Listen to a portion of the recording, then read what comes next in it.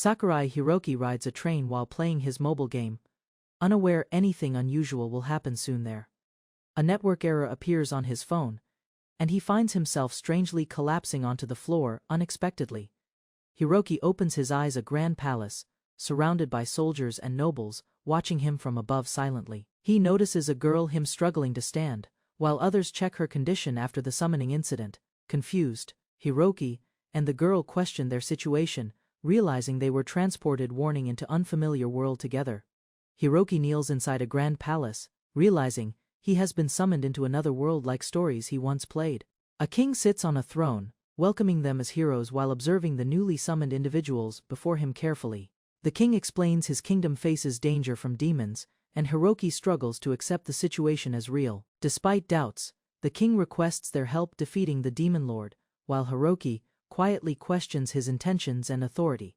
The group introduces themselves, Sakurai Hiroki, alongside Watanabe and Takanashi, beginning their uncertain journey in this unfamiliar world. The king declares the summoning successful, explaining their kingdom borders the demon continent and urgently needs heroes for protection.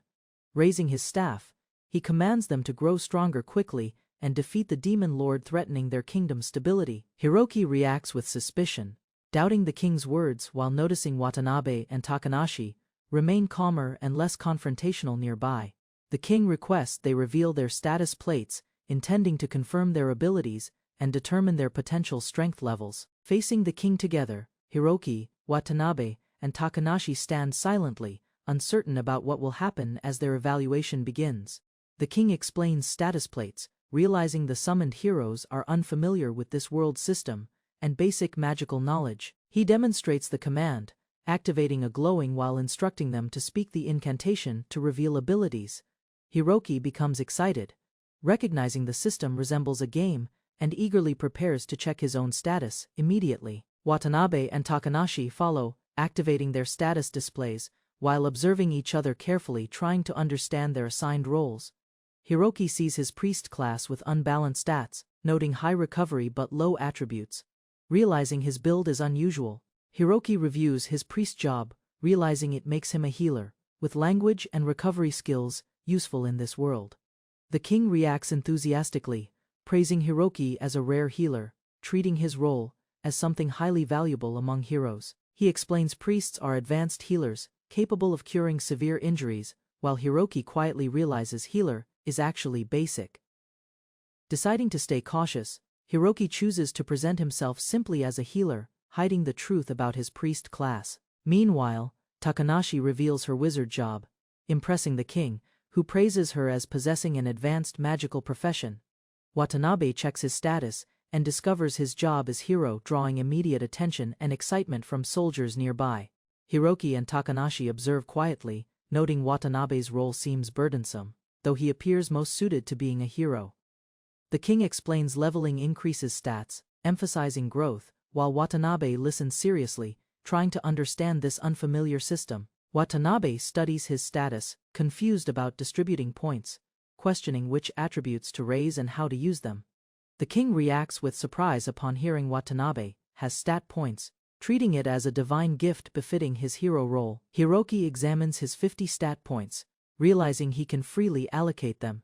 Similar to familiar game systems he understands, he asks about average values, learning typical adventurers have balanced stats, while higher totals indicate exceptional strength within this world. Reviewing his recovery stat reaching 100, Hiroki considers leaving it unchanged, believing it already surpasses normal limits significantly. Remembering an old scar from childhood, Hiroki decides to test his healing ability, using it on his arm carefully. Activating Heal, warmth spreads across his arm, and the scar disappears completely, surprising Hiroki as others observe silently nearby. Hiroki confirms his healing fully restores injuries, deciding recovery needs no further investment while considering how to distribute remaining stat points. He recalls healer priorities, realizing survival and positioning matter most, since healers targeted first often die before supporting teammates. Rejecting conventional strategies, Hiroki concludes defense alone is unreliable, since damage can still occur, making survival uncertain during battles. He decides to avoid attacks entirely, investing all points into evasion, drastically increasing agility, while keeping his recovery stat unchanged. The king and soldiers react with shock, criticizing Hiroki's decision, believing abandoning balanced growth makes him useless as a healer. Hiroki questions his decision calmly, believing his recovery is sufficient, while the king becomes visibly angered by his reckless choice. Enraged, the king orders Hiroki's immediate arrest, declaring his actions foolish and unworthy of someone summoned as a hero. Guards restrain Hiroki, despite protests, while others argue his reasoning. But the king refuses to listen and asserts authority firmly. Hiroki is thrown into a prison cell, treated harshly, as guards mock him for being a useless healer. Inside the cell, Hiroki is suddenly attacked by a guard, realizing his situation has turned dangerous, despite being summoned hero. A guard punches Hiroki inside the cell, but his attack completely misses, surprising both attacker and nearby observers instantly. Hiroki instinctively dodges again, confused himself. While the guard grows irritated, unable to land a single hit successfully, the guard continues attacking aggressively, yet every strike fails, as Hiroki's body avoids blows naturally, without conscious effort. Other guards notice this abnormal evasion, realizing Hiroki's movements defy expectations, while he begins suspecting his stat decision caused it. A guard attempts a powerful kick, but Hiroki avoids effortlessly, sending the attacker off balance and crashing onto the ground. Multiple guards attack together, yet every strike misses Hiroki, leaving them confused as his effortless evasion defies their expectations. Frustrated, the guards retreat temporarily, calling his ability abnormal, while Hiroki stands calmly, observing their reactions without showing concern. Left alone, Hiroki reflects on being judged useless, questioning his situation while considering what actions he should take next. He realizes revealing his abilities would change everything, deciding to hide his true potential while thinking about escaping safely later. Meanwhile, Hiroki wonders about Watanabe and Takanashi, hoping they are safe, as he remains trapped inside the prison cell alone. Lying in his cell, Hiroki opens his status again, deciding to calmly plan his future while testing his abilities. He considers using Regenerate, realizing he prefers avoiding injury, choosing an evasion build because he wants to remain unharmed. Hiroki activates Regenerate on himself, curious about its effect, as magical energy surrounds his body during the process. Warmth spreads through him, similar to healing, leaving Hiroki relaxed, while wondering how many times he can use this ability. Continuing to cast Regenerate repeatedly, Hiroki feels his body fully enveloped in warmth, enjoying the sensation while strengthening his recovery. Hiroki repeatedly uses Regenerate, noticing no fatigue or mana loss, realizing his healing ability functions far beyond normal limitations. Reviewing his status, Hiroki concludes his recovery is exceptional. Feeling relieved, the king remains unaware, while considering improving his skills, growing relaxed from continuous healing warmth. Hiroki becomes sleepy, acknowledging his low level but believing he can improve later gradually. Lying on the bed inside his cell, Hiroki decides to rest for now, postponing escape, while conserving energy for future plans. Figures observe Hiroki sleeping peacefully inside the cell, surprised by his calmness after harsh treatment and unusual circumstances surrounding him. Hiroki wakes and sits quietly, noticing someone approaching outside the bars, preparing himself cautiously for whatever happens next. Watanabe and Takanashi appear wearing new outfits, greeting Hiroki, showing they have adapted to this world situation quickly.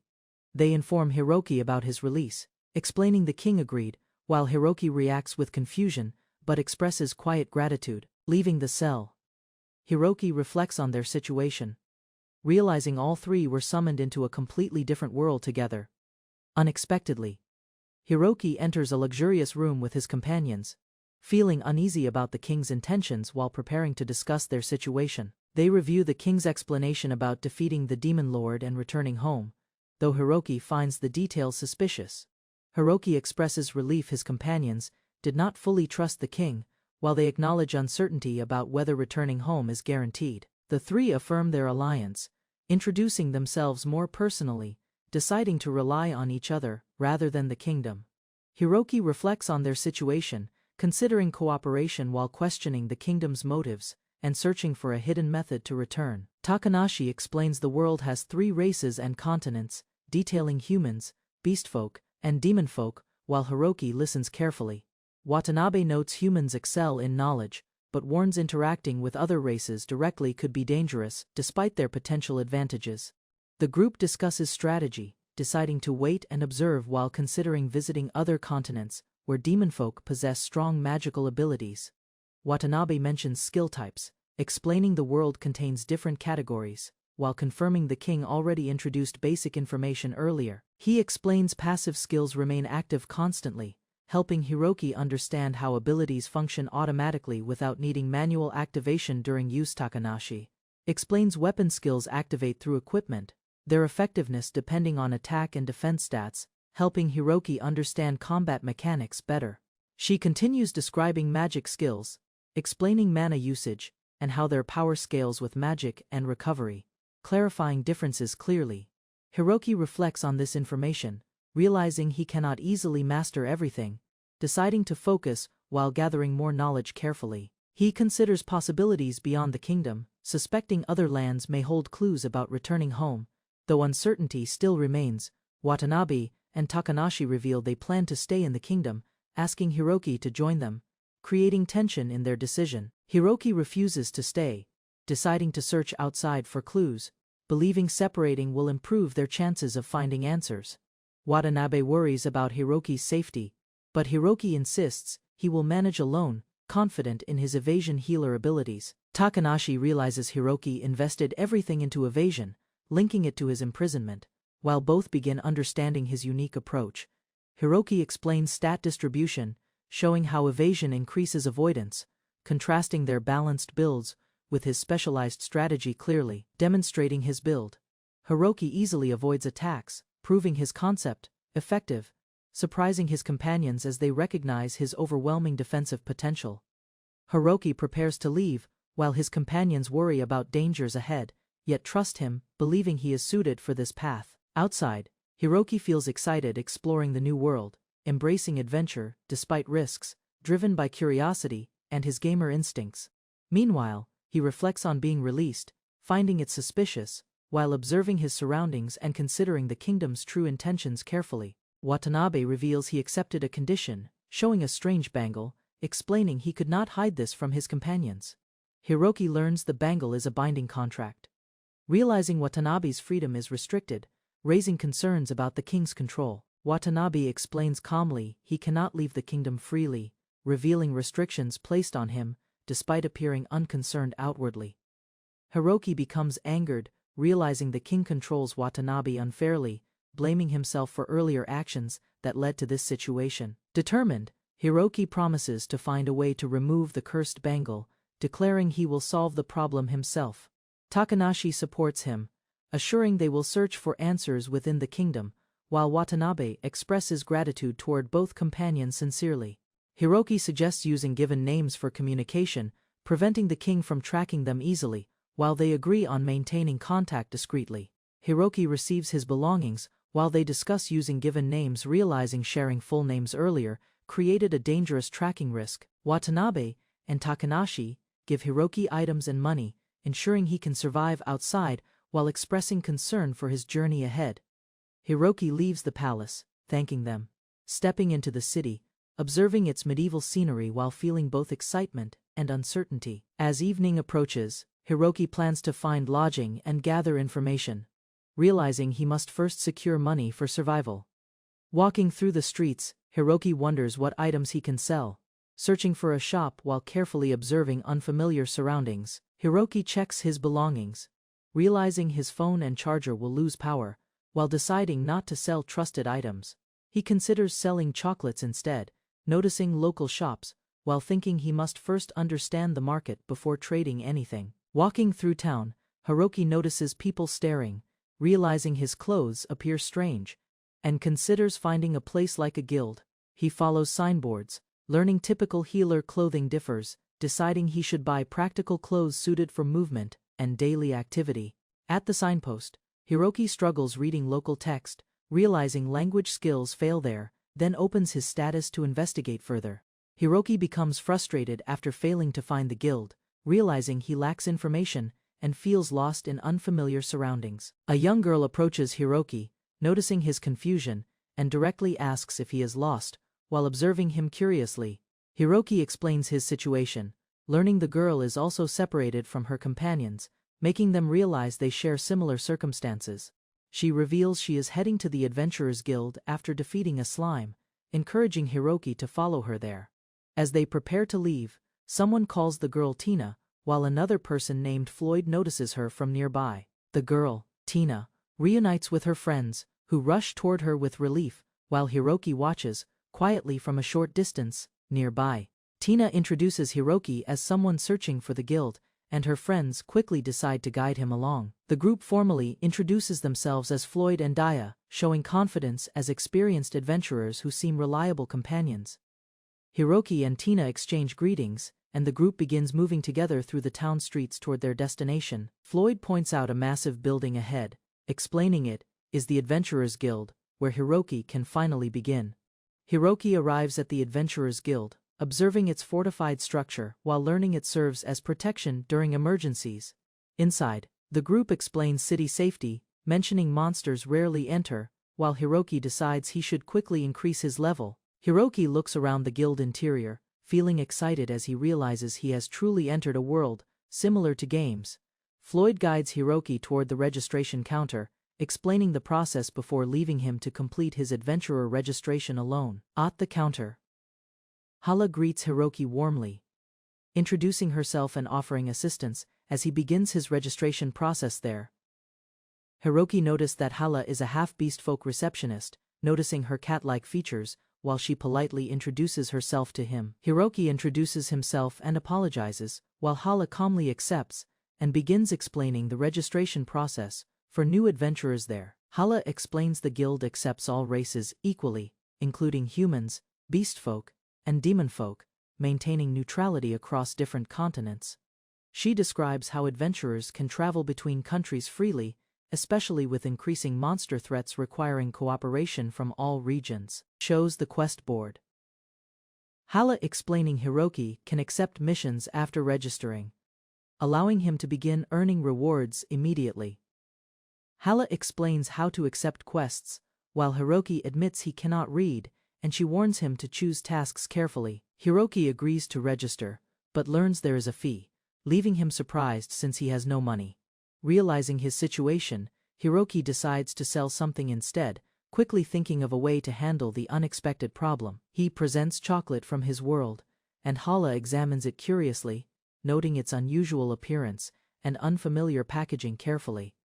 After tasting it, Hala cannot judge its value, but allows Hiroki to eat one while still asking about payment. Hala tastes the chocolate carefully, surprised by its unfamiliar smell and texture, reacting strongly as she experiences it. Overwhelmed by the flavor, Hala becomes emotional, describing its sweetness and uniqueness while clearly enjoying the strange dessert. Impressed, Hala accepts the chocolate as payment, covering Hiroki's registration fee and treating the remaining pieces as valuable goods. Hiroki explains his healer build focusing on evasion, confusing Hala as she struggles to understand his unusual stat distribution. Hala questions his choices, while Hiroki confidently states his plan, revealing he prefers working alone despite being a healer.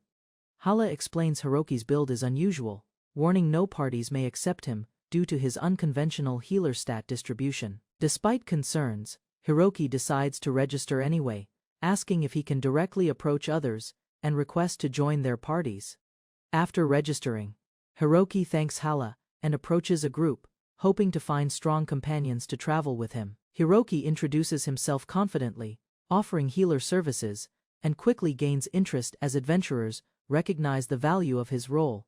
However, when asked about experience, Hiroki admits he has none, though he remains optimistic about finding opportunities ahead. Hiroki explains his evasion build confidently, but the group reacts with confusion, unable to understand his unusual combat approach.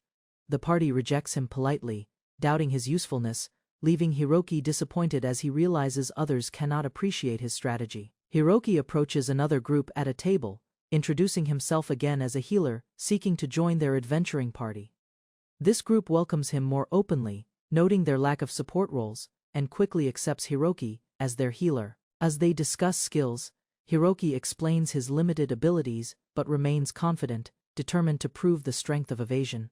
Hiroki explains his evasion strategy confidently, insisting he can avoid damage and heal himself, making protection from others unnecessary. The party rejects him firmly, fearing his approach would make him a liability, and they leave to search for safer members. Hiroki notices a heavily burdened girl, realizing the group fears weak members becoming dead weight during dangerous missions outside the city. Reflecting on himself, Hiroki admits his lack of strength, yet decides to keep searching for another party willing to accept him. Standing alone in the guild, Hiroki turns calmly, preparing to try again, despite repeated failures and growing doubts. Hiroki stands alone inside the guild, thinking quietly while Hala watches, noticing his unusual determination, despite repeated rejections earlier.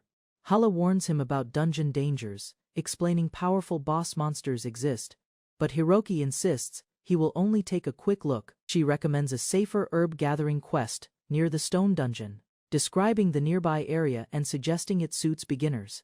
Hiroki accepts the quest confidently, taking the request sheet before leaving, while Hala worries and reminds him to stay careful. Walking through the town, Hiroki realizes evening is approaching, but decides to continue since he urgently needs money to survive.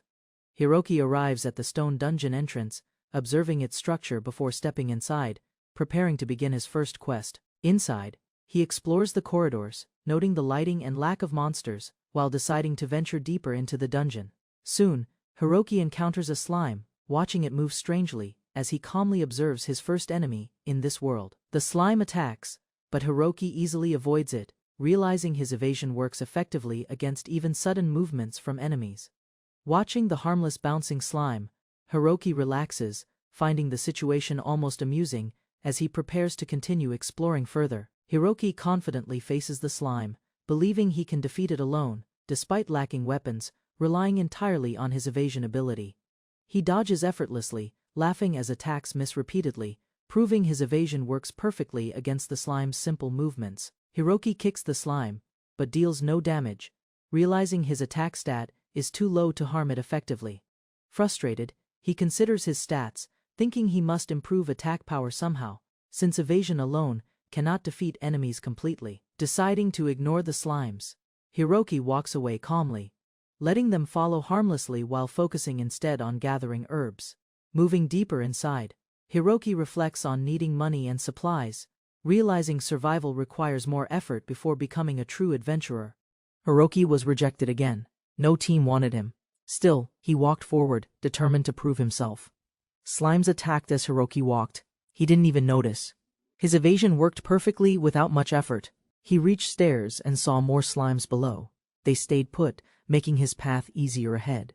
Deeper in, larger beasts charged him. Hiroki dodged again. Confidently, he smiled and kept moving down.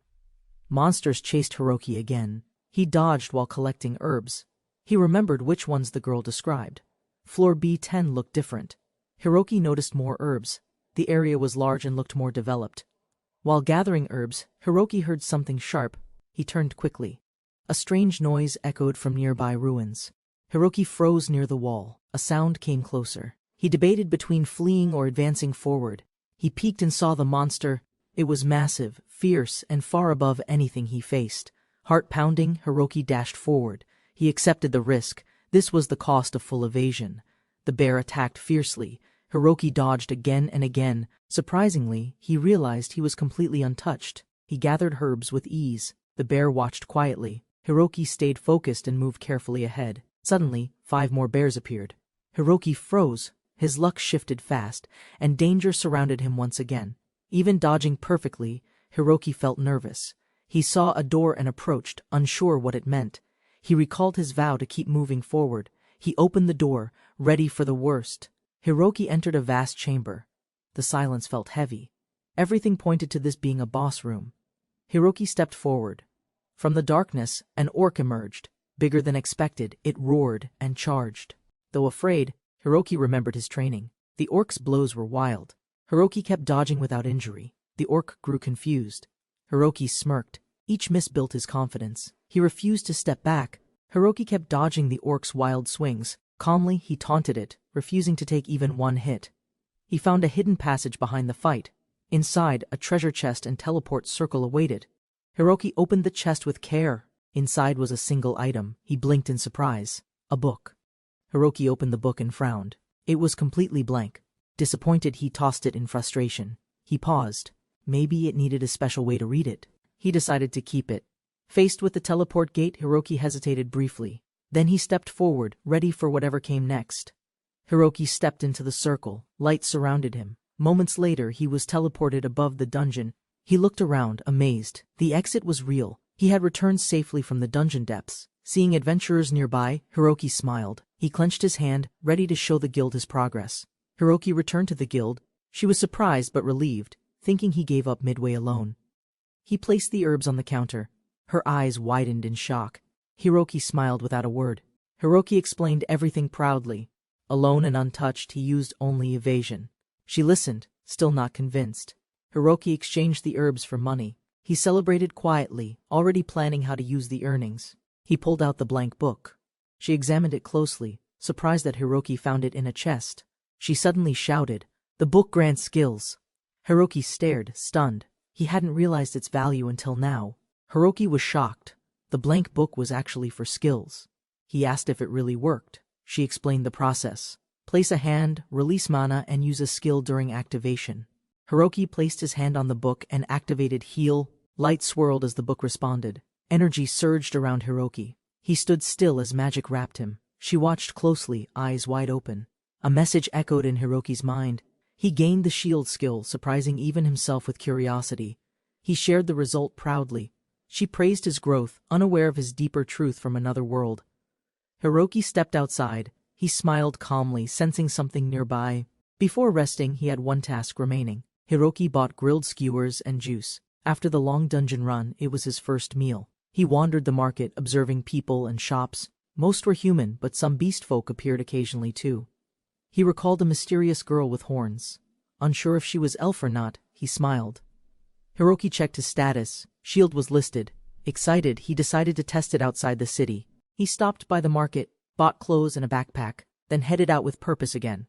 A slime appeared nearby. Hiroki raised his hand, shouted shield, and light formed around his entire body. Hiroki tried testing shield, but the slime missed again. His evasion made proper testing impossible. The shield's glow stayed. He sighed, realizing he couldn't sleep while it lasted. No enemies helped. He spotted other adventurers fighting nearby. Curious, Hiroki approached silently to observe their party's situation. Hiroki watched silently. The nearby party struggled. He wondered if battles in this world were always difficult. A slime landed a hit. One girl fell. Hiroki knew he couldn't ignore this anymore. He cast shield from afar. It worked. The girl was saved. She turned, stunned by the barrier. With Hiroki's help, Tina attacked again. Their spell hit true. Together they finally defeated the slime. Hiroki started to sneak away unnoticed. But Tina spotted him. The group rushed over in gratitude. They thanked him sincerely. Hiroki smiled. Hearing his name called warmly, he told them to call him Hiro. They talked about their ages. Hiroki revealed he was 19, surprising them with his youthful look. Suddenly slimes attacked. Everyone panicked, warning Hiroki. He stood calmly as they bounced and missed every time. Hiroki smiled. He clarified he wasn't dodging. The slimes were. They couldn't even touch him once. Hiroki admitted his attacks were weak. He asked for help while smiling with a bit of embarrassment. As the others fought, Hiroki watched. He felt comfortable. Parties were nice. He wanted his own. A loud twang rings out as Hiroki dodges the blue slime's attack. The training session continues. The others encourage him to fight back, but he's hesitant. After defeating the slimes, Hiroki collapses, exhausted. His companions notice his drained mana. Despite his fatigue, he reassures them that he's fine. The group discusses Hiroki's magic. Hiroki's shield, designed for defense, needs more mana for effectiveness. He wonders if it could protect both him and Tina. As Hiroki tries adjusting the shield, its glow intensifies. The others are surprised by the change. Hiroki, still tired, reassures them everything's fine. Hiroki, exhausted from a lack of sleep, is urged to visit the Falling Star Inn. Despite his fatigue, he tries to push through. The group prepares to head to the inn. Hiroki offers to carry Tina, though she insists she's fine. Their conversation lightens the mood. Arriving at the Falling Star Inn, the group discusses Hiroki's fighting style. His companions admire his strength, with some even feeling inspired by his approach. Hiroki wakes up in the inn, surprised at how late it is. He feels surprisingly refreshed, realizing he must have slept deeply. The innkeeper brings him breakfast, which Hiroki eagerly devours. He comments on how delicious it is, grateful for the warm meal. The innkeeper mentions her acquaintance, Floyd, and how he's been a regular at the inn. Hiroki thanks her, enjoying his meal further. Hiroki asks the innkeeper for a good equipment shop and receives directions. He's excited to check out the recommended place for his gear. Arriving at the shop, Hiroki is impressed by its appearance. The inside looks sophisticated, and he admires the fashionable clothing and armor on display. Inside the shop, Hiroki meets a dwarf who welcomes him warmly. Hiroki explains he needs comfortable gear, which the dwarf finds odd but intriguing. Hiroki confidently responds that he doesn't regret his decision to focus on evasion. He believes he'll eventually meet someone who understands his approach. The dwarf, though skeptical, wishes Hiroki the best of luck. He notes that Hiroki's path might be tough, but encourages him to continue. As Hiroki inquires about enchanted equipment, the dwarf explains the high cost. Hiroki learns that special equipment can cost up to 80,000 loft. Hiroki realizes the dwarf is indeed a real one. The dwarf playfully chides him for not knowing that dwarves are top-tier blacksmiths. Hiroki, impressed, examines the dwarf's craftsmanship. He asks if the dwarf has anything that can boost his evasion. The dwarf laughs, amused. The dwarf offers to create the item for Hiroki, assuring him it's not too late. Hiroki expresses gratitude and vows to gather the money. Hiroki's money is enough for the equipment, and the dwarf guides him to select unenchanted gear. Hiroki chooses confidently, relieved that he can afford it. The dwarf offers a discount for Hiroki, who happily tries on the chosen gear. It fits perfectly, and Hiroki appreciates the craftsmanship. As Hiroki prepares to leave, he thanks the dwarf and promises to gather more herbs for him. The dwarf appreciates the gesture and laughs. The dwarf tells Hiroki about a dungeon known for its valuable herbs, though adventurers often end up busy fighting slimes, which complicates the search. Hiroki is warned about the dangers of the dungeon, especially for novice adventurers. The dwarf laughs at his confidence and assures him to trust his evasion. Before leaving, Hiroki inquires about accessories to break contracts. The dwarf explains that it's rare to find such items, but Hiroki remains hopeful. Hiroki thanks the dwarf for his help and receives a reminder to avoid the cave. Despite warnings, Hiroki heads toward the slime cave with confidence. At the entrance to the cave, Hiroki notices numerous warning signs, but he's determined to proceed.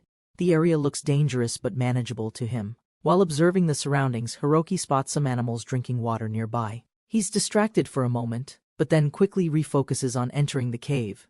Hiroki enters the slime cave and quickly encounters slimes. As he avoids their attacks, he notes that the cave is teeming with herbs. He admires the abundance of herbs and remembers the dwarf's advice. Hiroki realizes the cave is also filled with enemies, confirming the dwarf's warning. Considering his progress, Hiroki wonders if he should go deeper into the cave. He reflects on his goal of gathering herbs and earning money. Hiroki decides to press on to the next floor to gather healing herbs. While dodging slimes, he plans to grab what's close. As more slimes approach, Hiroki realizes the situation is getting harder. The number of slimes has increased, but he remains determined to continue. Determined to earn money, Hiroki presses forward despite the increasing danger. He finally spots the stairs leading deeper into the cave, ready to move on. Hiroki reflects on how easily he dodged the slimes. While grateful it wasn't too difficult, he realizes he still doesn't fully understand his evasion abilities. He wonders about his limits, and decides to test himself, ensuring he doesn't stray too far from the stairs while dodging slimes. As more slimes appear, Hiroki theorizes that they might be able to split indefinitely. He wonders where all these slimes are coming from. Hiroki's vision blurs unexpectedly, and he wonders if it's due to his shield. The effect seems to linger, even though he casted it earlier. He realizes his evasion might be too much for his current stamina. Despite this, the shield still seems to hold up against the slimes. With many slimes ahead, Hiroki wonders if it's time to finish his exploration. He prepares to leave but is surprised by an unexpected development.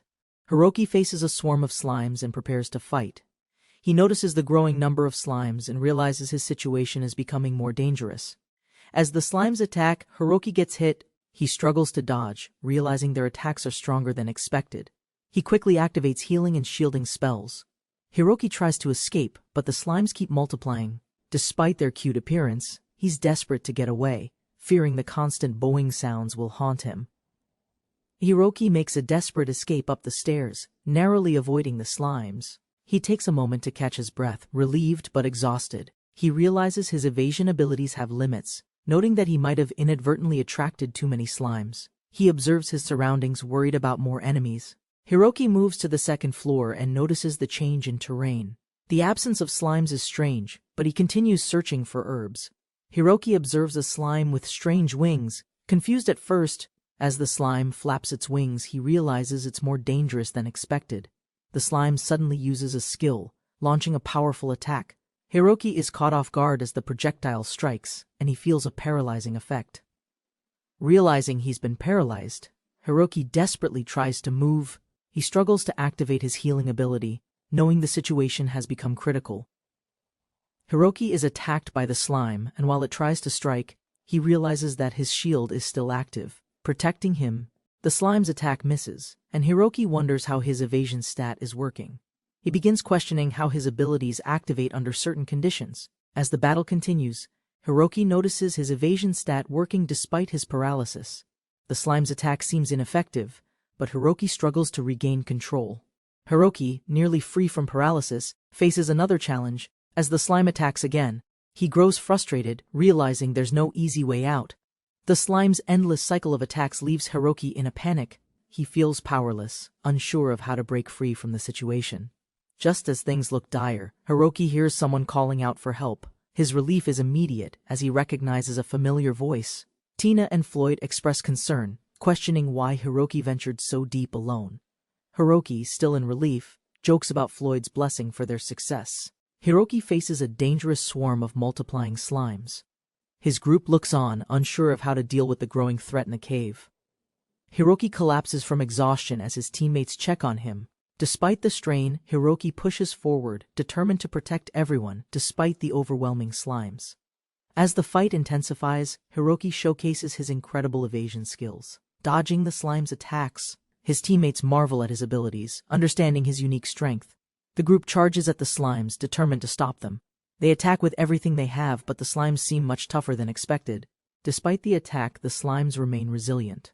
The group realizes they need to focus and strategize, carefully attacking with precision to weaken the creatures.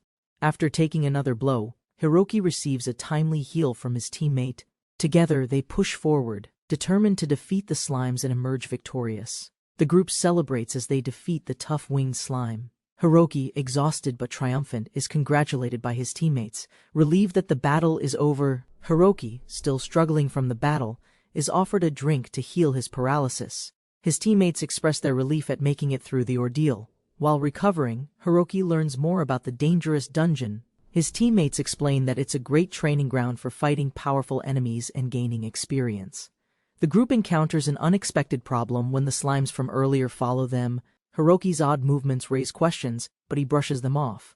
Teammates express concern over Hiroki's low combat ability. Hiroki jokes about his evasion skills being the reason for his current situation, feeling a bit out of place. Despite their teasing, Hiroki receives a party bracelet from his teammate, symbolizing his place among them. The group continues forward, determined to push through together. Hiroki receives a party bracelet from his teammates. This allows the experience points to be shared, helping him catch up with the group's progress. The group faces another wave of slimes, efficiently defeating them. Hiroki's teammates acknowledge the effectiveness of his support, though they continue to handle most of the fighting. Hiroki, surprised by his teammates' growth, learns that he's leveled up. Although he questions if it's a mistake, his teammates laugh, reassuring him. The group offers Hiroki the chance to join their party permanently. Hiroki is surprised but excited, seeing it as a chance for growth. Tina eagerly expresses her excitement about learning more about the world with Hiroki. Hiroki agrees, feeling accepted and ready to face the challenges ahead. The group shares a light moment, teasing each other as they prepare for the next challenge. Hiroki, now part of the team, feels more at ease. Hiroki reflects on his choice to join the group, realizing that being with them might not be as bad as he initially thought. The group sets out to continue their hunt, forming a strategy with each member in their designated roles. Hiroki feels more integrated into the team. While in formation, Hiroki fights alongside his teammates. The group successfully defeats more slimes, and Hiroki reflects on how their teamwork makes the battles more efficient. Tina insists on covering the front lines, but Hiroki tries to help. She reassures him, saying she'll protect him while taking the lead. Hiroki realizes Tina's determination to protect him, feeling a bit out of place. His teammates continue to reassure him, though he feels his evasion skills are overlooked. Hiroki reflects on his role in the team. Despite being an evasion healer, it seems his abilities aren't fully recognized, leaving him feeling conflicted.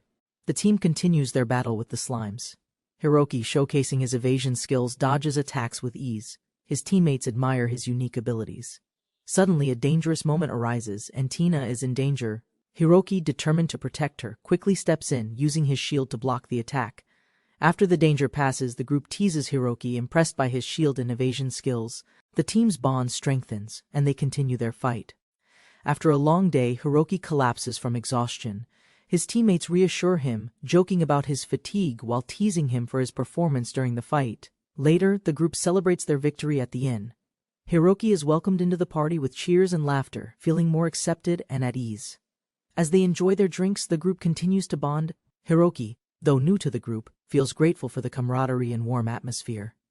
While relaxing at the inn, Hiroki is surprised to hear about rumors circulating in the kingdom about a hero named Ren.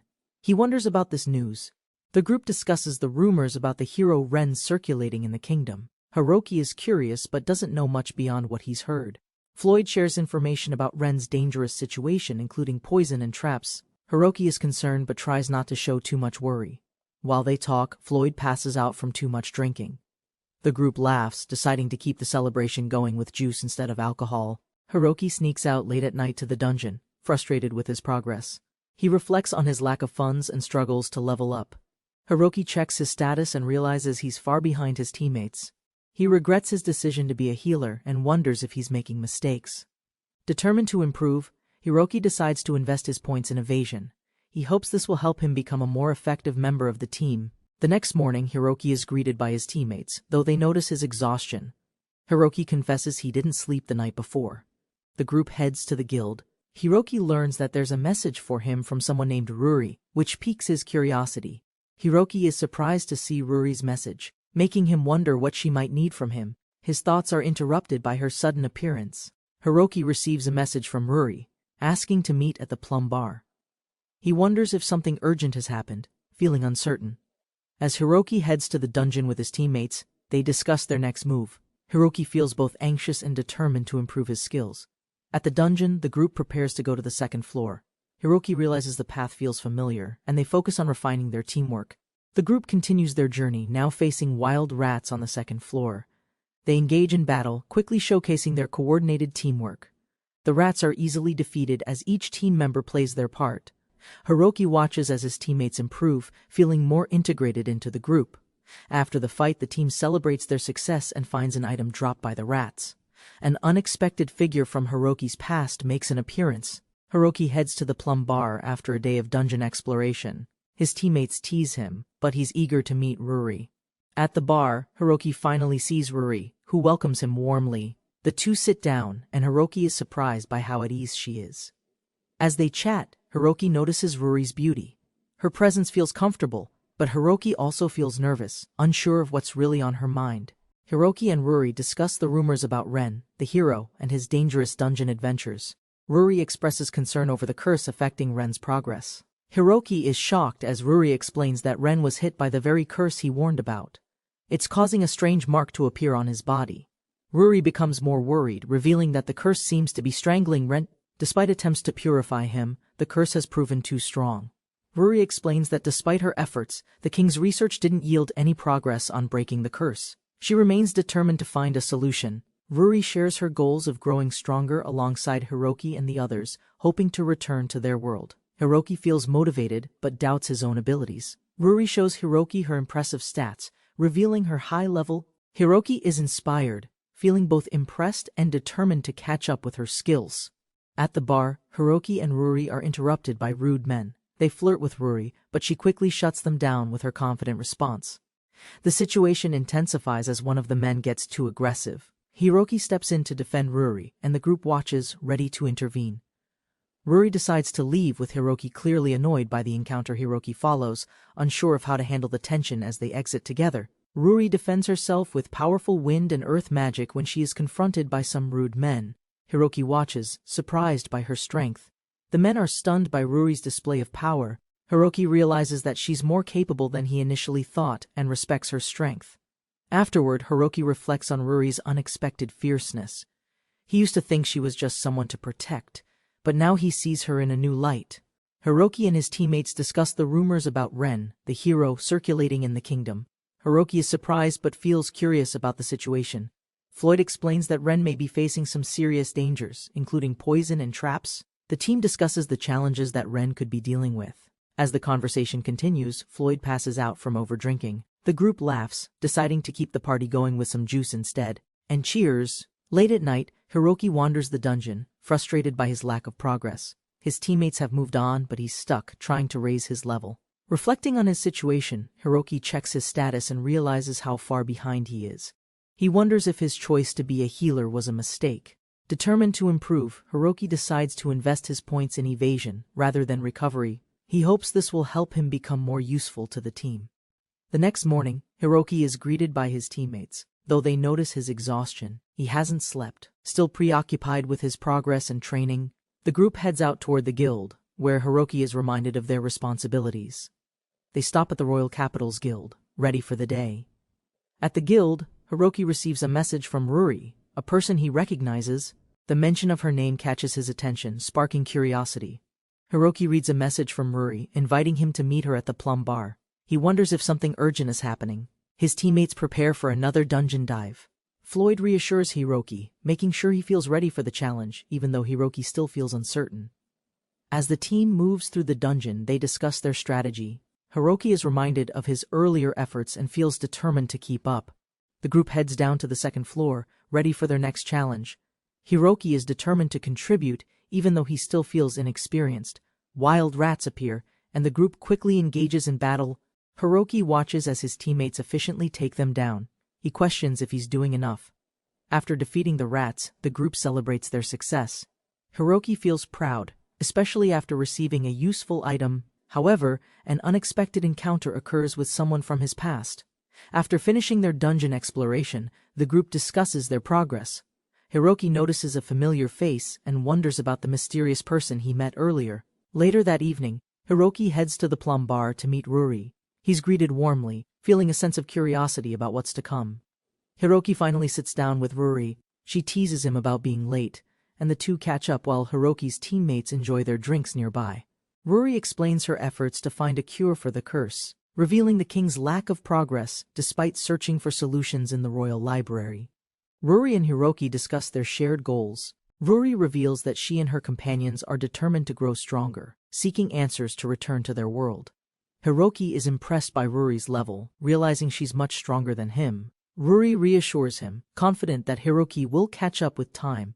Hiroki and Ruri enjoy their time together when the others join them. However, things take a turn as some unwelcome attention is drawn toward Ruri. The situation escalates when a man gets too close to Ruri.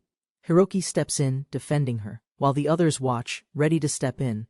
Ruri decides to leave with Hiroki. Despite the tension, Hiroki, still unsure, follows her as the group parts ways, leaving the hostile situation behind. As Hiroki and Ruri walk through the streets, they are ambushed by rude men. Ruri swiftly uses her magic to defend herself. The men are caught off guard by Ruri's powerful display of wind and earth magic. Hiroki is both impressed and surprised by her strength. Ruri's confident attitude shifts as she teases Hiroki, revealing a playful side. Hiroki reflects on how she might be the most powerful among them.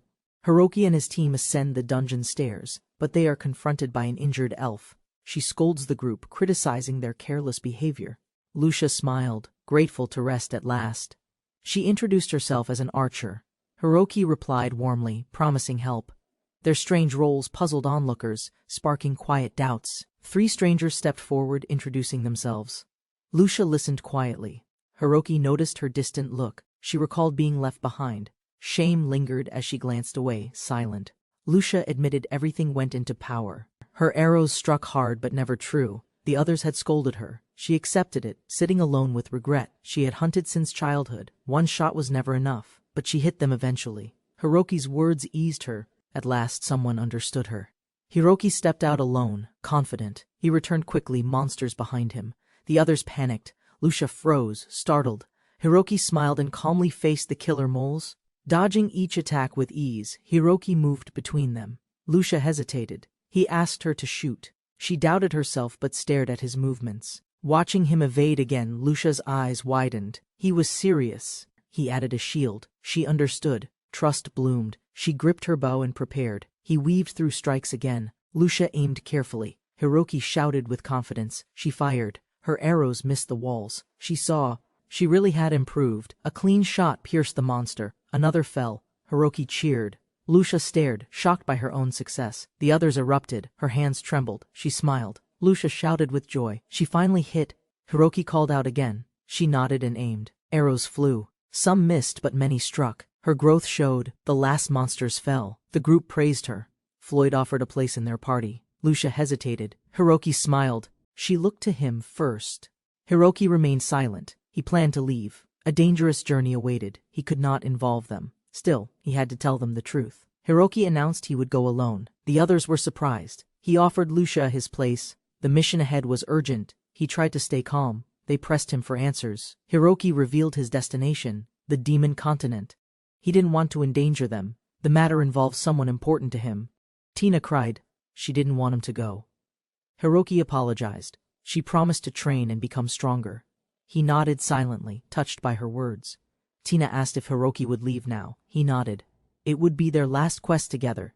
The group braced themselves and formed a plan. They revised their tactics. Hiroki gave advice. Lucia listened closely. The group tested their new formation. Spirits lifted. Everyone focused. Lucia promised to do her best. The team fought on. Mini orcs appeared. Arrows flew. Lucia struck again and again. Hiroki praised her. She beamed. Her aim and trust had grown. Tina cast spells with determination. Hiroki admired Lucia's growing precision. She landed hits that once seemed impossible. In this world, her skill had real value now. More mini orcs attacked. The party held their ground. Hiroki shielded them. Arrows hit. Spells flew. Lucia's shots became faster. The team's trust grew stronger. The waves kept coming. Lucia kept pace. Hiroki drew enemies close, dodging expertly. Lucia fired again. No hesitation. Her arrows flew straight. Everyone followed her lead. Lucia tightened her grip and fired. Arrows missed. Hiroki noticed the timing. She hesitated, still scared of hitting him. He calmly urged her to continue. He smiled, stood firm, and challenged her directly. She hesitated, heart pounding. Then nodded. Her hand steadied. This time, she would shoot with intent. Her arrow flew. It struck the enemy clean. Another followed. Her pace quickened. Hiroki dodged easily. She grinned. Everyone saw it. Lucia had truly changed. The last mini orcs fell. Lucia's confidence rose. Hiroki praised her. He quietly thought of his departure. Tina cast spell after spell without slowing. Tina pushed herself harder. She kept casting. Hiroki noticed her pale face. She collapsed mid-spell. The party turned. Hiroki rushed to her side instantly. The last mini orcs fell. Lucia's confidence rose. Hiroki praised her. He quietly thought of his departure. Tina cast spell after spell without slowing. Tina had collapsed from mana exhaustion. Floyd explained her intent. Hiroki realized she pushed herself to impress him. He lifted her gently, feeling conflicted. Carrying her up, Hiroki stayed quiet. Tina stirred, whispering his name. Her will was strong. He looked ahead, unsure of what he should feel. The group returned safely to the capital. Tina needed rest. Floyd offered help. Hiroki quietly thought of her effort and how deeply she cared. While Floyd carried Tina, Hiroki and Lucia went to trade. Hiroki reflected on Tina's struggle. Lucia quietly watched him, sensing the weight he carried. They walked side by side. Lucia shared her feelings. She no longer thought about her past team. This one, she said, felt like home. Hiroki smiled, assuring Lucia she'd fit in well. At the guild, they reported in. Lucia officially joined Floyd's party. Her past was behind her. News of her abandonment shocked the guild clerk. Lucia stayed calm. Hiroki supported her silently.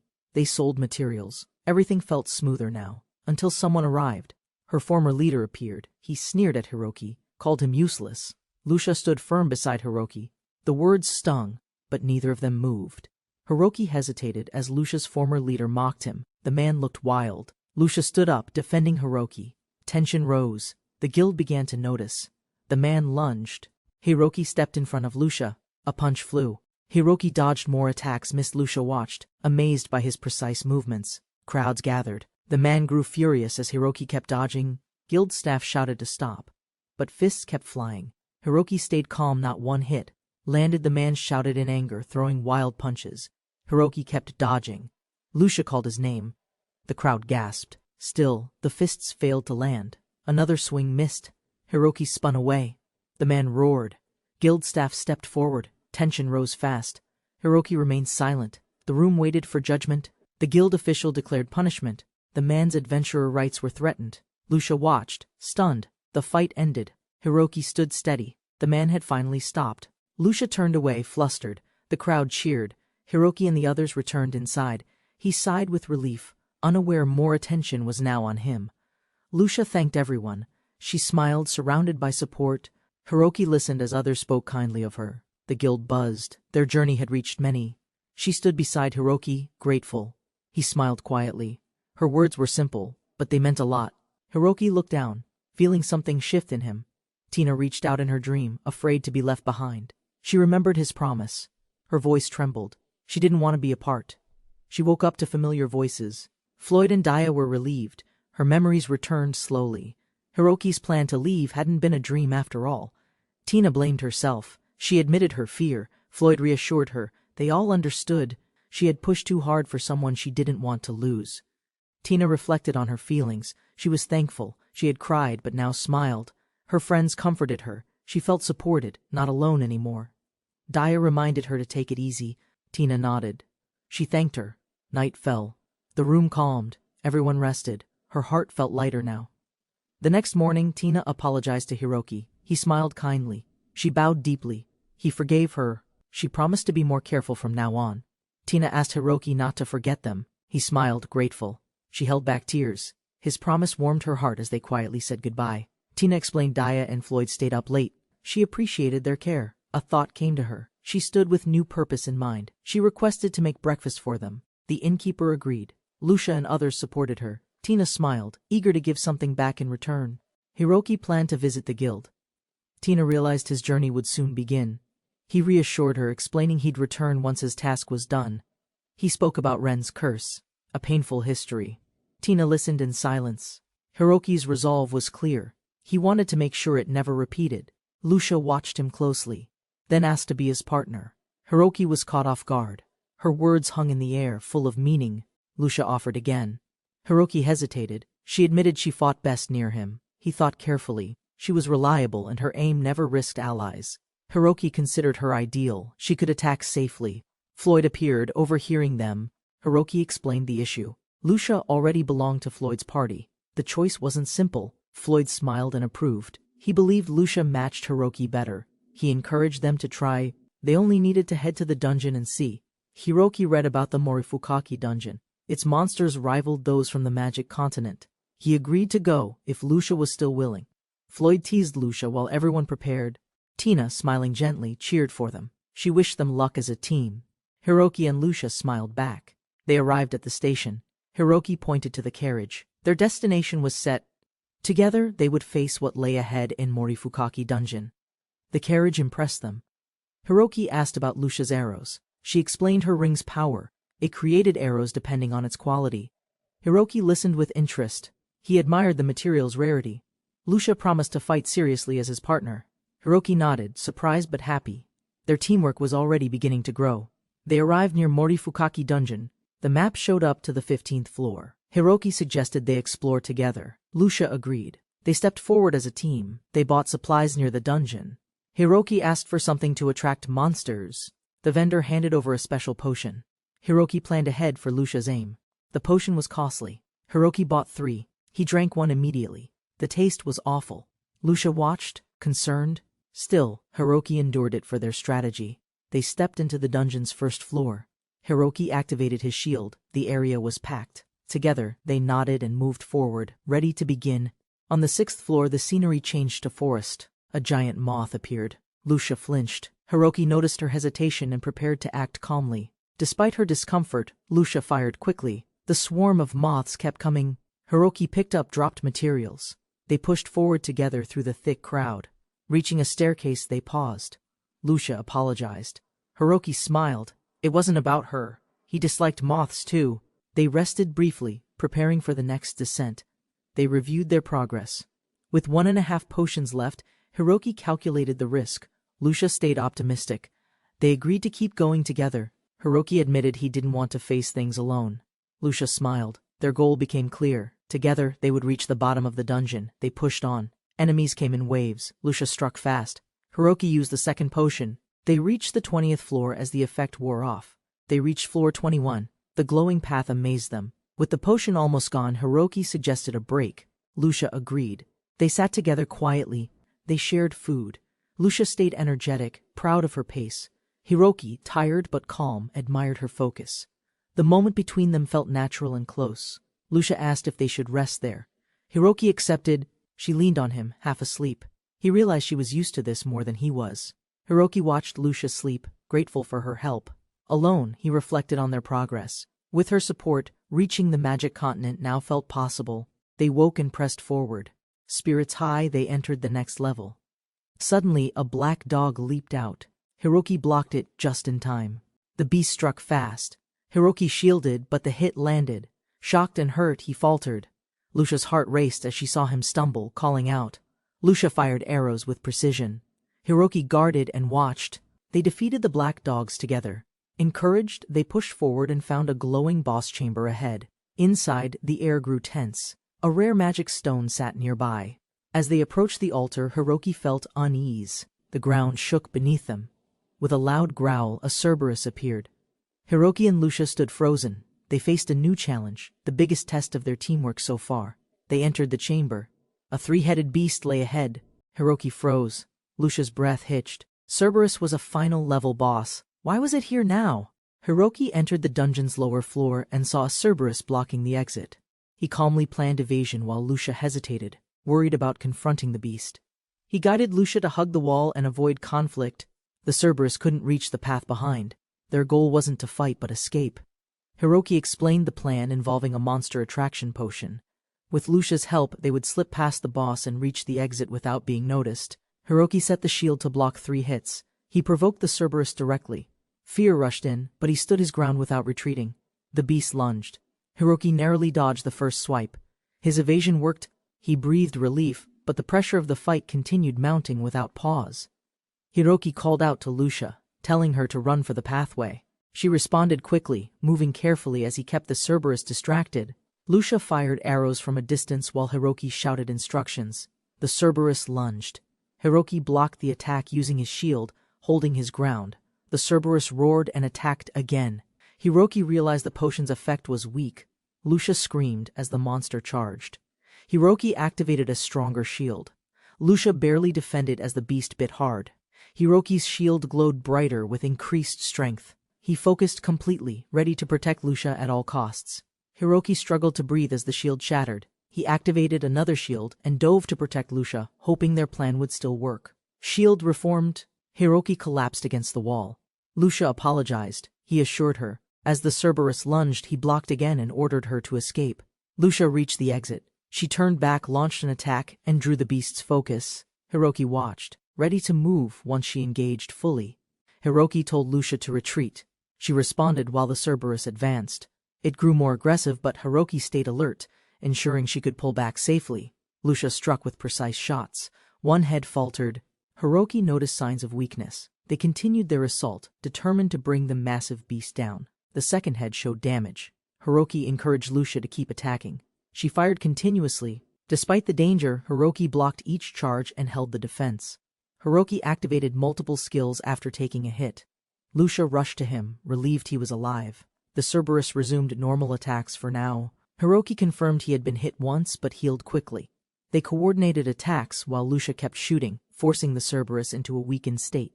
The final blows landed. The Cerberus collapsed. Lucia embraced Hiroki in relief. They both stood together, exhausted but victorious, watching the defeated beast fall. Lucia apologized for not following the plan. She doubted her worth as a partner. Hiroki reassured her, saying he only chose the best option. Hiroki warned her that being his partner might bring danger. Even so, he asked her to stay by his side and fight together. Lucia smiled, accepting his request. She reminded him she had asked first. Both agreed to support each other. Hiroki was left surprised but relieved.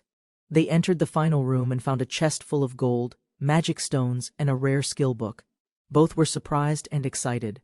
Lucia decided to upgrade her bow. Hiroki handed her the book, encouraging her to prioritize power. She agreed, knowing more strength would help Hiroki. Lucia activated the book and gained a new skill. Wind arrow formed in her hands. Hiroki congratulated her as she read the result aloud. They returned to the equipment store. The blacksmith praised their materials. Hiroki requested upgrades and enchantments while Lucia planned improvements for her bow. The shop agreed to finish their gear in 3 days. Wearing temporary outfits, they left to sell old materials and visit the guild. At the guild, Hiroki checked the message board. He left a note for Ren and Ruri, signaling their next destination was the demon continent. Hiroki searched the board for a message Lucia offered to help read. Among the notes, one stood out. It was addressed to Sakurai. The message was from Watanabe, asking to meet before leaving for the demon continent. Hiroki quietly admitted Watanabe wasn't exactly a friend. Hiroki explained they once used real names among themselves. As he read the final line, he realized it was a direct message from the king. Hiroki identified the message as a trap. The use of their family names confirmed the king's involvement. He stayed cautious, hiding his reaction. He explained to Lucia that using surnames revealed a setup. She listened quietly. Hiroki promised to explain more when they returned to their room. Inside the building, a girl named Hala was approached by someone. Hiroki noticed the situation and observed as Lucia commented on what was happening. Someone suggested attending the heroes' parade. Hiroki was surprised at the store. Hala rejected another customer and greeted Hiroki, asking about his visit. Hiroki sold his materials. Hala commented on their high quality. He asked about the parade. She explained it was for the hero's departure. Hiroki realized he might be forced into the hero's parade. Rumors spread. Lucia and the others were shocked at what this could mean. At the inn, Hiroki spoke with Lucia about the guild. A passerby was shocked to hear he once traveled with the hero's party. Inside, Lucia accepted the truth. Hiroki admitted his healing style wasn't popular. They laughed, while he reflected on how his stats angered the king. A flashback revealed Hiroki's punishment for rejecting the king's will. Ren, the hero, made a deal to save him. Lucia listened quietly, understanding more. Hiroki explained Ren's curses. One restricted his movements, the other would kill him. The only hope was to find a cure on the continent. Hiroki stressed urgency. They had no time to grind levels. Lucia listened as he shared the full truth about his conflict with the king. Hiroki offered Lucia a way out. Before he finished, she extended her hand and declared she would remain his ally without hesitation. Lucia reassured Hiroki again, promising to stay as his partner. Touched by her resolve, Hiroki quietly thanked her with a sincere expression. They discussed the king's message. Lucia warned it could be a trap. Hiroki decided to go anyway, believing it might involve Ren and Ruri. The next morning, Hiroki stood before the large stone alone. The area was quiet. No one had shown up, not even Ren. Hiroki dodged arrows in the forest and realized he was ambushed. A cloaked man approached, calling him Watanabe. Hiroki prepared himself for confrontation.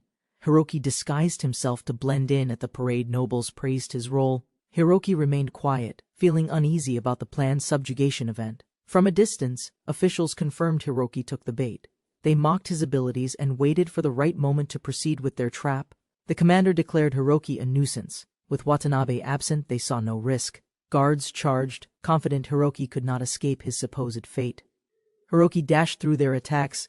Every strike missed as he used his evasion skills. The soldiers grew frustrated, unable to land a single blow. Despite their numbers, Hiroki evaded all attacks. The soldiers hesitated, calling him a mere healer. Their new strategy focused on endurance, waiting for one hit. Hiroki stepped forward. The guards mocked him. He calmly raised his arms, stating he could attack too. Then he activated his hidden power. With swift movements, Hiroki unleashed a strong wave. The guards were thrown off. They were stunned, questioning if it was wind magic being used. Hiroki moved smoothly through the chaos. The enemies realized too late he was more than a healer. He smiled, having turned the tables completely. The soldiers fled in panic. Hiroki met up with Lucia. He revealed it wasn't magic but her wind arrow that caused the confusion. Lucia praised the new skill. Hiroki explained how its wind coating caused damage. They realized it gave them more tactical flexibility in future fights. Though the king wanted him dead, Hiroki admitted the king might still hold the key to returning home. They had to be cautious. Hiroki and Lucia looked toward the demon continent. He promised to save Ren no matter the cost. Their next step was clear and urgent. They headed to the heroes' parade. The crowd gathered. Soldiers marched. Hiroki blended in, keeping watch. The event was just beginning in full force. Lucia and Hiroki arrived just in time for the heroes' parade. The music played loudly. The crowd cheered as someone important took the stage. Hiroki watched Ren smile through the parade. Though burdened by curses, Ren hid the pain. Hiroki quietly admired his strength and determination. Ruri stood confidently, waving to the crowd. Hiroki noticed how used she'd become to attention. Lucia commented on Ren's illness and the needed cure. Ren greeted Hiroki and Lucia warmly. The crowd reacted. Watanabe approached. Hiroki was stunned to see him. Lucia watched nervously as they met again. Watanabe thanked them for the apricot grass information. He would journey to the demon continent. Hiroki confirmed Lucia as his trusted partner and support. Introductions were made. Watanabe praised Lucia. Hiroki asked what Watanabe knew. He responded vaguely, suggesting he understood more than Hiroki expected about their situation. Hiroki reflected on their purpose. Though summoned, they didn't need to be sacrifices. Still, Ren's curse remained, and the cure was yet unfound. Hiroki and Lucia announced their journey. Watanabe warned them of danger. They remained firm. Hiroki asked him to focus on himself, not worry for them. The court magician noticed Hiroki and reacted with panic. Hiroki, Lucia, and Watanabe were confused. The crowd began murmuring as the atmosphere changed quickly. Guards surrounded them. Hiroki recognized the magician from their summoning. Hiroki questioned if he was behind the morning trap, but the magician deflected suspicion. The magician denied involvement. Guards interrupted and took him away. Watanabe reassured Hiroki before leaving. Onlookers asked Hiroki and Lucia about their connection to the hero. Hiroki led Lucia away from the crowd. They agreed to prepare for their journey. The next stop was the demon continent's dangerous route. At the inn, they studied the map. The sea route was too rough. They had to pass through the narrow land route instead. Hiroki reviewed the map. Lucia and Hiroki were spotted by friends at the inn. They talked about the Cerberus boss they had defeated. Everyone praised their success. The group discussed route options. The Sea of Trees route seemed safest, while the seafloor dungeon posed greater risk. Hiroki explained dungeon risks. Even routes with stairs could be dangerous. A dungeon with a boss remained a challenge even for those with maps. The group discusses their plans, with Tina worried about danger and Lucia suggesting they level up in the seafloor dungeon. Hiroki agrees, but they must proceed carefully. The group agrees on the difficult route to level up, but they face a tough journey ahead. They plan to raise their strength and tackle the challenges together. The adventurers share a lively farewell meal filled with laughter and cheers. Hiroki prepares for the journey, knowing this will be a memorable parting before they depart. After a brief farewell, Hiroki and Lucia set out for their mission. 2 days later, they meet the craftsman, who is ready to enhance Hiroki's bow. The craftsman helps Hiroki add magical power to his bow, making it larger and more powerful. Lucia and Hiroki are impressed by the immediate results. Hiroki's new equipment boasts increased stats, but Lucia jokes about its weight. Hiroki laughs, appreciating the lighter feel of his clothes and eager for the upcoming journey. Hiroki receives a farewell gift from the craftsman. Trying on his new gear, he feels more like an attacker. Lucia teases him, and they laugh together. The new equipment is lightweight and convenient for traveling. Hiroki is impressed by the improvements, and they discuss the special skills it has for adventuring. Hiroki receives his final item, a bag with an amazing feature. The group chats about the usefulness of these items, ready to face the challenges ahead. Hiroki presents a matching bracelet to Lucia, symbolizing their new party. Lucia is excited, feeling closer to the team as they prepare for their journey. With the parting words, Hiroki and Lucia leave the country. Hiroki reflects on his journey and what lies ahead, stepping into the unknown with his new companions. Hiroki and his team enter the sea-floor dungeon, facing its challenges. They remark on the difficulty of the terrain, but their new gear makes it manageable. A killer merman appears, and the team quickly plans their strategy. Hiroki lures it in, while Lucia prepares to strike. The battle begins. Despite a few misfires, Lucia and Hiroki manage to coordinate their attack. The killer merman fights back, but they stand firm, ready to finish the battle. The team defeats the killer merman, but Hiroki realizes the challenge is just beginning. They're still on the entry level, and more powerful enemies await. Suddenly, a new wave of monsters appears. A group of killer mermen and crying sea slugs emerges, posing a new challenge for Hiroki and Lucia. Hiroki strategizes, preparing for the next battle. Realizing they'll need more arrows, he activates a shield spell for himself and Lucia, ready to face the new threats. Hiroki and Lucia fight fiercely against the crying sea slugs, narrowly missing several attacks. With teamwork, they successfully defeat the monsters, feeling accomplished after the battle. After the battle, they continue their journey, discussing how the challenge wasn't too difficult. Hiroki is confident, but the dungeon holds more surprises in store. As they progress deeper, the water level rises. Hiroki worries about the difficulty of evasion, but Lucia reassures him that they'll manage. Moving forward together, an ice Fenrir appears, and the team is caught off guard. Hiroki, feeling uneasy due to the water and ice, warns Lucia to be careful. Hiroki continues dodging the Fenrir's attacks with ease, but the battle intensifies. Lucia prepares to strike, waiting for the right moment to land her hit. Lucia lands a precise stab, but the Fenrir fights back fiercely. Hiroki readies his next attack, determined to finish the battle and move forward. Hiroki realizes that jumping onto the ice might help him dodge better. As he jumps, the ice Fenrir attacks, but he narrowly avoids the strike. The battle rages on. Hiroki continues to evade the Fenrir's attacks with impressive agility. His plan works as he gets into position for a counterattack. Finally, Hiroki lands a hit, and the ice Fenrir is defeated. The team takes a moment to catch their breath, but more challenges lie ahead in the dungeon. Lucia suggests retreating, concerned about their current state. Hiroki, drenched and tired, acknowledges the difficulty of progressing further. Lucia insists it's better to retreat now. They discuss their situation. Lucia points out that continuing could be dangerous, with stronger enemies ahead. Hiroki agrees, realizing their firepower might not be enough to push forward. Hiroki finally agrees with Lucia, suggesting they return and dry their clothes. He silently wonders if Lucia had hoped for him to say, "Let's go on." Hiroki and Lucia decide to retreat, planning to conquer the dungeon later when they're stronger. They agree to return to the village near the Sea of Trees. After finding a place to stay, they enjoy a meal together. Lucia enjoys the spicy sauce, and Hiroki notices how much she's eating, teasing her lightly. Hiroki zones out for a moment, forgetting his words. Lucia notices and asks if he's okay, and Hiroki suggests getting some food to go. Hiroki wonders if Lucia is still thinking about the seafloor dungeon. He notices the time and realizes it's still night, feeling uneasy about the situation. As he starts to doubt his thoughts, he wonders if Lucia is okay. He goes to check, but finds her bed empty, which worries him further. Hiroki is left thinking about Lucia, wondering if she's still hung up on the dungeon. He wonders if he should have said something earlier. Hiroki is left wondering where Lucia went. He recalls their conversation about retreating, and faces the dilemma of whether to continue or prepare for stronger enemies. Hiroki calls out for Lucia, fearing for her safety in the night. The dangers of this world weigh heavily on him as he rushes to find her. Hiroki continues searching for Lucia, blaming himself for not paying more attention.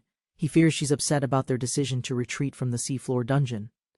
Hiroki meets a guard asking if he's seen an elf girl. The guard, noticing the late hour, wonders if something has happened to her. Meanwhile, Lucia faces off against an enemy on her own. She dodges and attacks, determined to keep going despite the dangers of the night.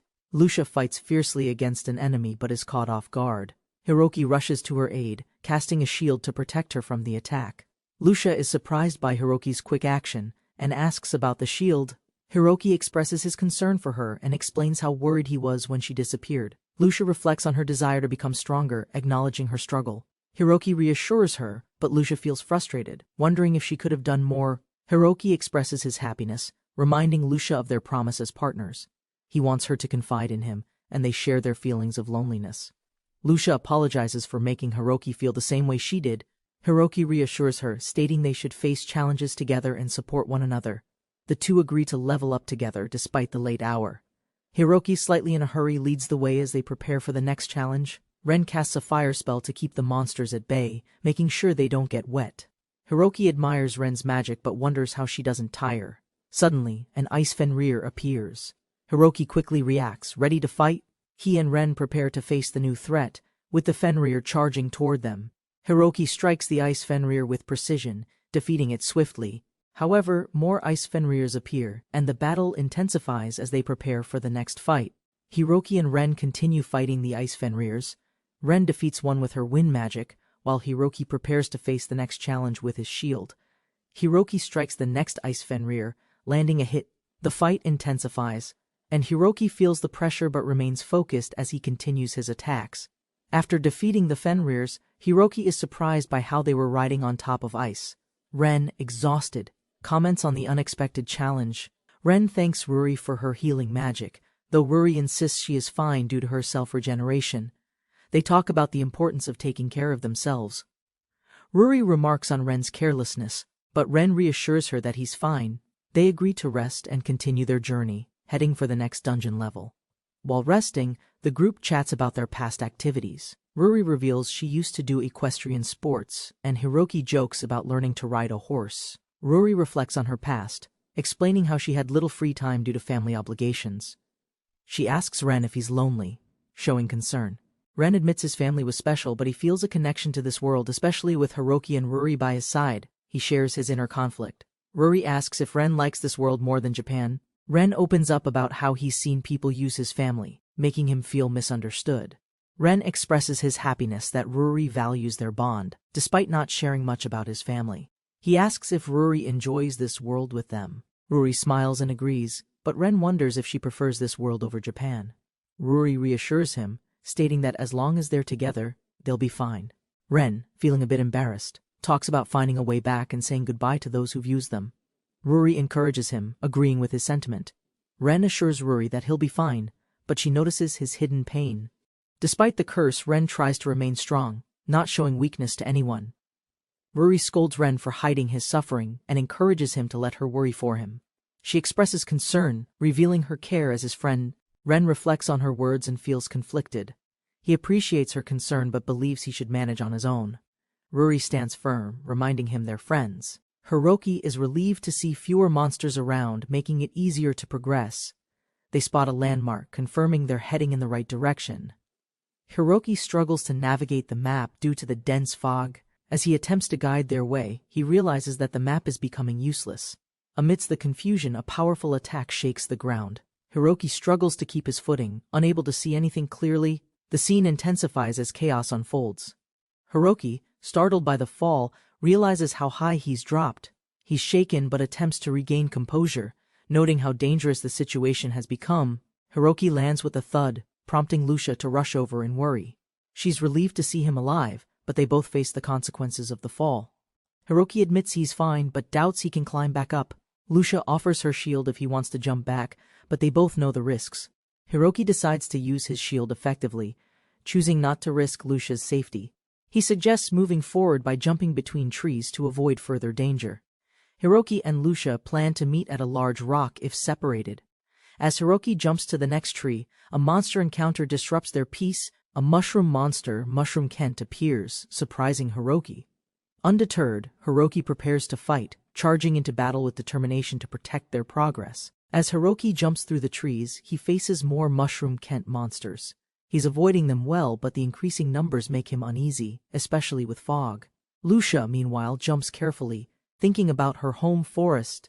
She hopes to meet up with Hiroki soon, but knows she must remain cautious in the fog. After defeating the Mushroom Kent, Lucia sees a sudden movement and wonders about the strange noise. Hiroki, still fighting, doesn't notice the new danger yet. A red bear suddenly appears, attacking Pino. Lucia reacts quickly, raising a shield and healing her companion, but they're still unsure where the danger came from. Lucia's quick thinking helps Pino, but danger is still near. She spots more monsters and prepares to fight, while Pino thanks her for the timely healing. While Lucia fights the monsters, Pino continues to support her. They both remain focused, determined to handle the threats in front of them without hesitation. Lucia continues to show her strength, using her bowless arrows to defeat a red bear. Pino is grateful and impressed by the new tactic. After defeating the red bear, Lucia and Pino move on to face more Mushroom Kents. Pino expresses his gratitude, and the teamwork continues to shine. The group rejoices in their victory, acknowledging how incredible Lucia's ability is. Despite past difficulties, everyone is thankful for the teamwork and support. Hiroki reflected on his evasion-based strategy. In this world, he embraced his role as a healer, despite how different it felt from gaming. Strangers questioned Hiroki's identity. Lucia introduced him as a healer. A new elf girl stepped forward, introducing herself as Pino, an alchemist. More introductions followed. Liliana, a rabbit-eared hunter, and Hassan, a dwarf bodyguard, joined the group. Hiroki was amazed by the unique party composition. Hiroki introduced himself as an evasion-based healer. He explained how he relied on dodging and had no attack power without his archer partner. After explaining his separation from Lucia, Hiroki mentioned her elven agility. Pino insisted they accompany him as gratitude for saving them earlier. Despite Hiroki's concern about dodging monsters, the group stayed lighthearted. Pino asked if she could gather mushrooms for dinner while smiling playfully. Pino collected mushrooms happily. Hiroki learned they were edible monster drops. She explained their rarity and insisted they were perfect ingredients for meals. Pino's idea of walking and gathering was praised. Hiroki formally greeted his new companions. With names exchanged, the group prepared to move together. As the party advanced, Pino wandered off. Hassan called out in warning. Hiroki stayed alert, dodging a sudden attack from monsters hiding nearby. Pino dashed for herbs, nearly causing danger again. Hassan scolded her. Pino bragged about her shield. The others laughed as she drained Hiroki's magic repeatedly. The fog clears up, revealing the enormous great tree. The group realizes they're nearing the large rock landmark and can see the massive tree ahead. As they approach, the sheer size of the great tree surprises everyone. The tree is known to contain immense magical power, drawing awe and curiosity. While marveling at the great tree, the group is warned to be cautious, as its powers are immense. The atmosphere grows tense as they advance carefully. The group realizes the other half of the defeated red bear is nearby. With Lucia missing, they worry for her safety and rush to find her. As they follow the tracks, tension rises. The group is concerned about the unnatural speed and strength of the red bear and the danger Lucia might be in. With the red bear in sight, the group is ready to confront it. They realize that Lucia might be facing even greater danger and quickly prepare. The group sees Lucia in danger as the red bear attacks. Hiroki rushes to her, realizing the urgency of the situation, but the bear's power is overwhelming. As Lucia falls, Hiroki pushes forward, determined to reach her. Meanwhile, the group fights the red bear, trying to buy him enough time to save her. Hiroki makes a desperate plea as the shield enhances, racing to save Lucia. With the team's efforts, they manage to prevent the worst from happening. The red bear is defeated, thanks to Lucia's precise shot. The group is relieved, with Hiroki praising her efforts, and they prepare to move on. Lucia thanks Hiroki, revealing that others helped her defeat some monsters earlier. Still, Hiroki is amazed by her courage. As they meet the new allies, Lucia explains how Hiroki's shield protected her from the red bear. The new group members bow in gratitude for Hiroki's rescue, and introductions follow. Lucia shows trust in Hiroki, which makes him happy. They find a magic potion, and Lucia comments on Hiroki's strength, especially his shield magic. Hiroki, though flustered, tries to act modest about his magical powers, especially since he hasn't revealed how much magic he truly has. As Hiroki tries to find a present for Lucia, the group notices a shining leaf. The great fruit tree acknowledges their battle with a gift. The group discusses the blessing from the great fruit tree, with Lucia being favored for her elf status. The leaf given to Lucia is valuable. Lucia is excited about the leaf, and Hiroki wants one too. They chat about the other great trees, which are rumored to favor elves and humans. As the sun sets, the group prepares to camp.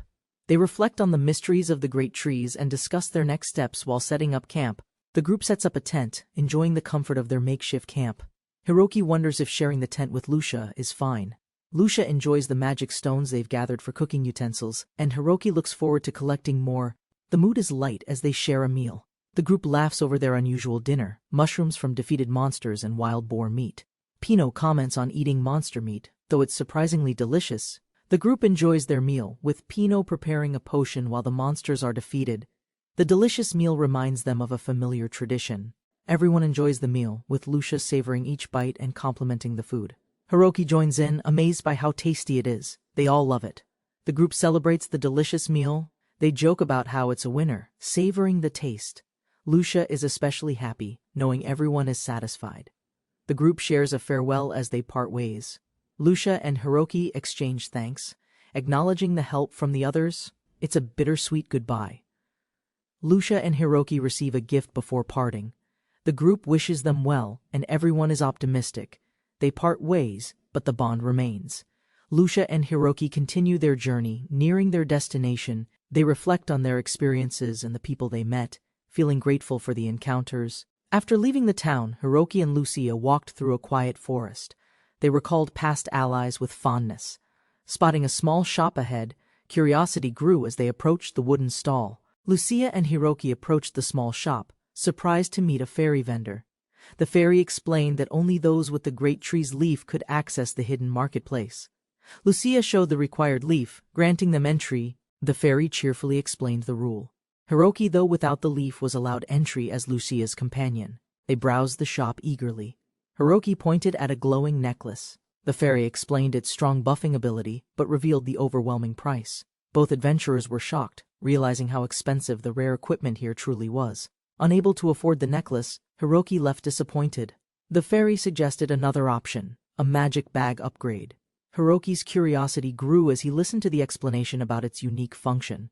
The fairy described how the bag could become a magic storage, similar to an in-game inventory. Hiroki imagined carrying countless items without weight. His mood shifted from sadness to excitement. Hiroki thought about lighter travel and faster dodging during battles.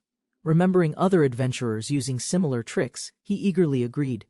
The fairy praised his choice, preparing the bag for magical enhancement. The fairy offered to process the magic bag for 1 million. Hiroki, unable to afford it, felt discouraged. He wondered if items from his old world had any trade value. Hiroki showed the fairy a mirror, notebook, and pen from Japan. The fairy's eyes lit up with interest, especially at the embroidered handkerchief. She examined it with obvious fascination. Impressed by the craftsmanship, the fairy excitedly agreed to trade. Hiroki sealed the deal without hesitation. Lucia watched with surprise while Hiroki felt relieved, hoping this upgrade would aid future quests. The fairy, happy with the trade, decided to upgrade both their bags. Hiroki stayed focused, thinking how this improvement would help remove Ren's curse and improve their travel efficiency. Lucia mentioned not having a bag, but Hiroki pointed at her leg pouches. The fairy cheerfully accepted them for the upgrade. Hiroki watched eagerly as the magic process began. The fairy floated into the air, chanting while energy swirled around her. Hiroki and Lucia observed closely as the space expansion magic activated, reshaping their bags into true magic bags. Hiroki tested the new magic bag by placing items inside. To his surprise, they disappeared effortlessly. Lucia watched, amazed by how useful the upgraded space would be during their journey. The fairy began enhancing Lucia's bag next. As the second space expansion finished, both thanked the fairy. Hiroki, satisfied with the result, considered if there was anything else they needed. Hiroki suddenly remembered Ren's curse. He asked about any curse-lifting products or apricot grass. The fairy apologized, explaining she had none in stock. Determined, Hiroki knew he had to search elsewhere. The fairy hinted at requesting a future favor instead of money. Though nervous, Hiroki agreed with no other choice. He prioritized saving Ren. The fairy promised to call on him later. Hiroki and Lucia resumed their journey.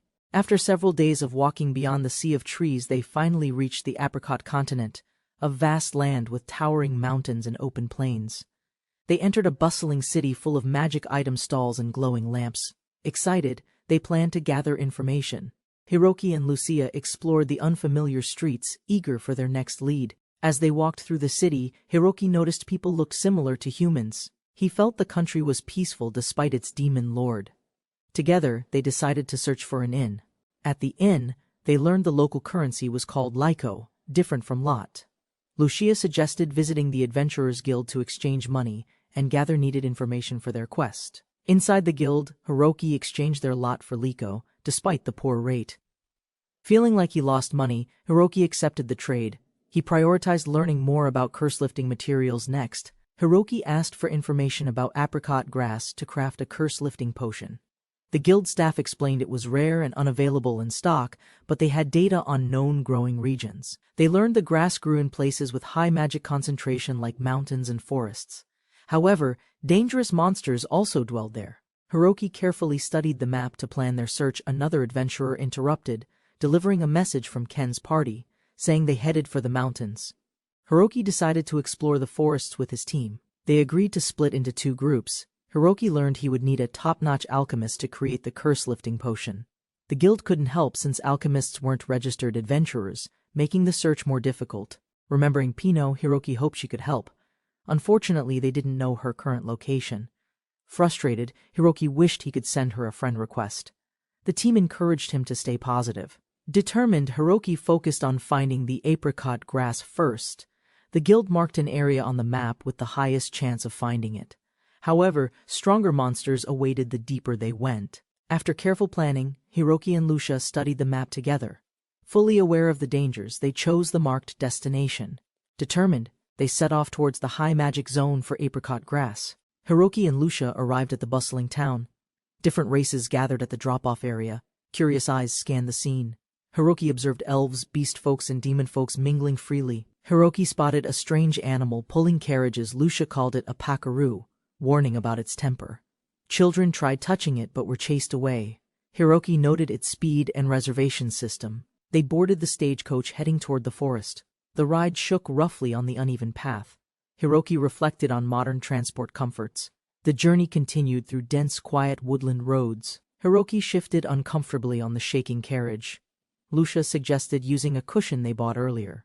Reluctantly, he agreed. The cushion helped a little, but Hiroki still hoped to arrive soon. Time passed unnoticed as Hiroki dozed off. Lucia woke him, announcing their arrival. Hiroki stretched stiffly, surprised the ride ended quickly. They stepped down, greeted by a familiar waiting friend. Evening approached. As they planned to camp nearby, Lucia proposed staying overnight. Hiroki agreed. They unpacked supplies from the magic bag. Cooking utensils and food made outdoor camping much easier. The next morning, Hiroki reviewed the map Lucia gathered. After checking landmarks, they decided to head north. Their goal was a distant cave said to contain strong magical energy. Hiroki drank a bitter potion, grimacing at the taste. While walking, they discussed the path ahead. Suddenly, a demon slime appeared, moving fast but failing to land a hit. Hiroki observed the slime's behavior, noting its increased power. Together they planned to proceed carefully, defeating enemies along the way. Lucia prepared a shield spell as they moved forward cautiously. Hiroki spotted a translucent flower, signaling strong magic nearby. Lucia pointed out a giant mushroom. The group felt encouraged, knowing they were close to their target within the forest path. Suddenly, a demon slime and a demon orc appeared. Hiroki studied their movements. Remembering past failures, he decided it was time to test his ability to dodge magical projectiles effectively. The demon orc prepared a magic attack. Hiroki braced himself, focusing on evasion. Lucia stood ready with healing magic, watching closely. As the blast approached, Hiroki leapt aside, determined to succeed. Hiroki narrowly dodged the incoming magic. Lucia scolded him for waiting too long. Despite the close call, Hiroki confirmed his ability to evade magic, feeling progress after continuous leveling up. Hiroki tested his reflexes again, dodging a second attack. The monsters fell one by one. He analyzed the situation, realizing higher evasion might be needed against future advanced magical threats. 2 days later, Hiroki and Lucia reached the magical spring. The area shimmered with light. Surrounded by flowers and giant mushrooms, they prepared to search for the elusive apricot grass. Hiroki and Lucia searched near the spring but found nothing. As night fell, they decided to rest. Hiroki hoped they would locate the cave the following day. On the 4th day, doubts grew.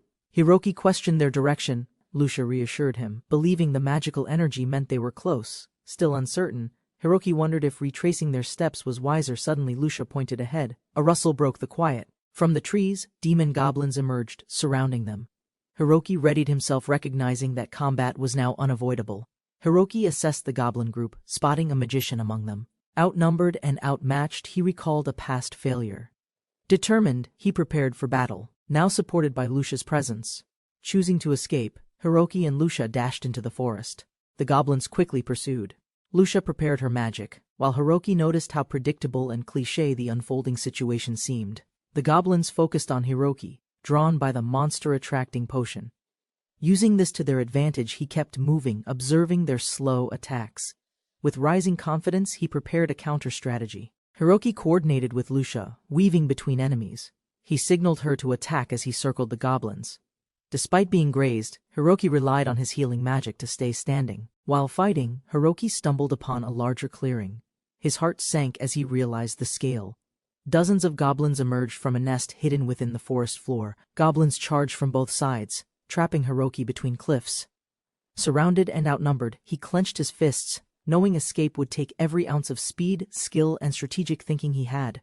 Hiroki stood surrounded. Goblins closed in from the front and rear. His mind raced, evaluating escape routes. The forest felt smaller. Weapon ready, he braced himself for their charge. Hiroki darted through the trees, searching for an opening. Goblins pursued relentlessly, their numbers growing. He realized fighting them all wasn't an option. His heart pounded as panic rose. A distant roar echoed. More goblins emerged from a hidden nest, multiplying their force. Hiroki's eyes widened. Lucia watched nervously from above, both realizing they had stumbled into a trap. The goblins surged forward, numbers overwhelming. Lucia's arrows slowed them briefly, but not enough. Hiroki calculated their odds. Fighting wasn't an option. Their goal was survival, not unnecessary battle. Without hesitation, Hiroki grabbed Lucia's hand. They sprinted between trees, dodging roots and rocks. Lucia spotted an escape route. Hiroki followed, trusting her lead. The goblins chased without slowing. Ahead, a fast-flowing river appeared. Hiroki's eyes lit up. Goblins feared water. He signaled to Lucia. Together, they leapt towards safety, leaving the pursuing horde screaming at the river's edge. Hiroki leapt first, crashing into the cold water. Behind him, goblins halted at the riverbank, screeching. Lucia jumped next, the current pulling both swiftly downstream through rough, rushing waves. Lucia struggled, dragged underwater by heavy clothes. Panic filled her chest as she fought to breathe. Hiroki reached out, desperately trying to grab her hand before she sank further.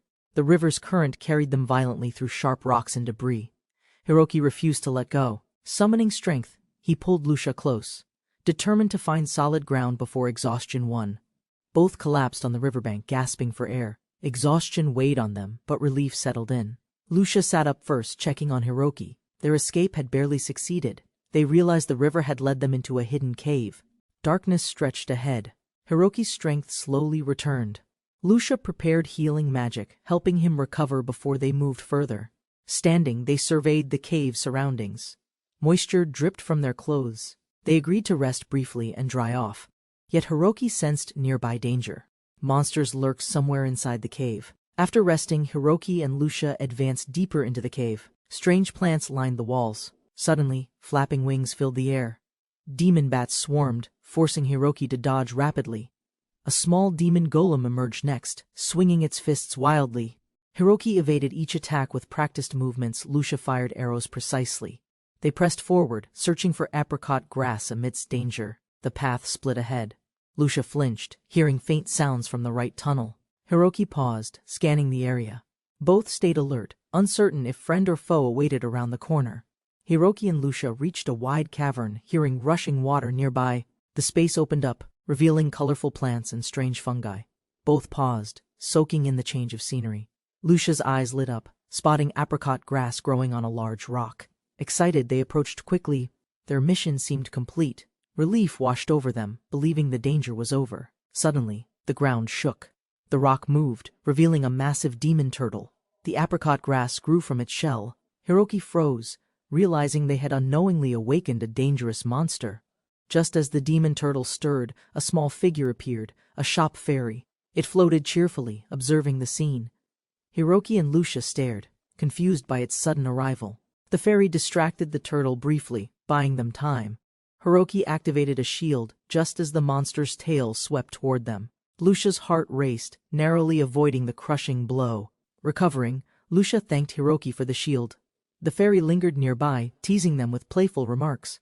Despite the tension, both smiled faintly, grateful for surviving another unexpected encounter. Lucia and the shop fairy watched the aggressive demon turtle. Hiroki assessed the situation carefully. They needed the apricot grass, but direct combat wasn't the answer. A risky plan formed. Lucia suggested using her strongest attack, but Hiroki refused. Timing was key. Their goal was to retrieve the grass, not defeat the turtle. Hiroki prepared to climb toward the target. Hiroki sprinted toward the rocky slope, scaling quickly.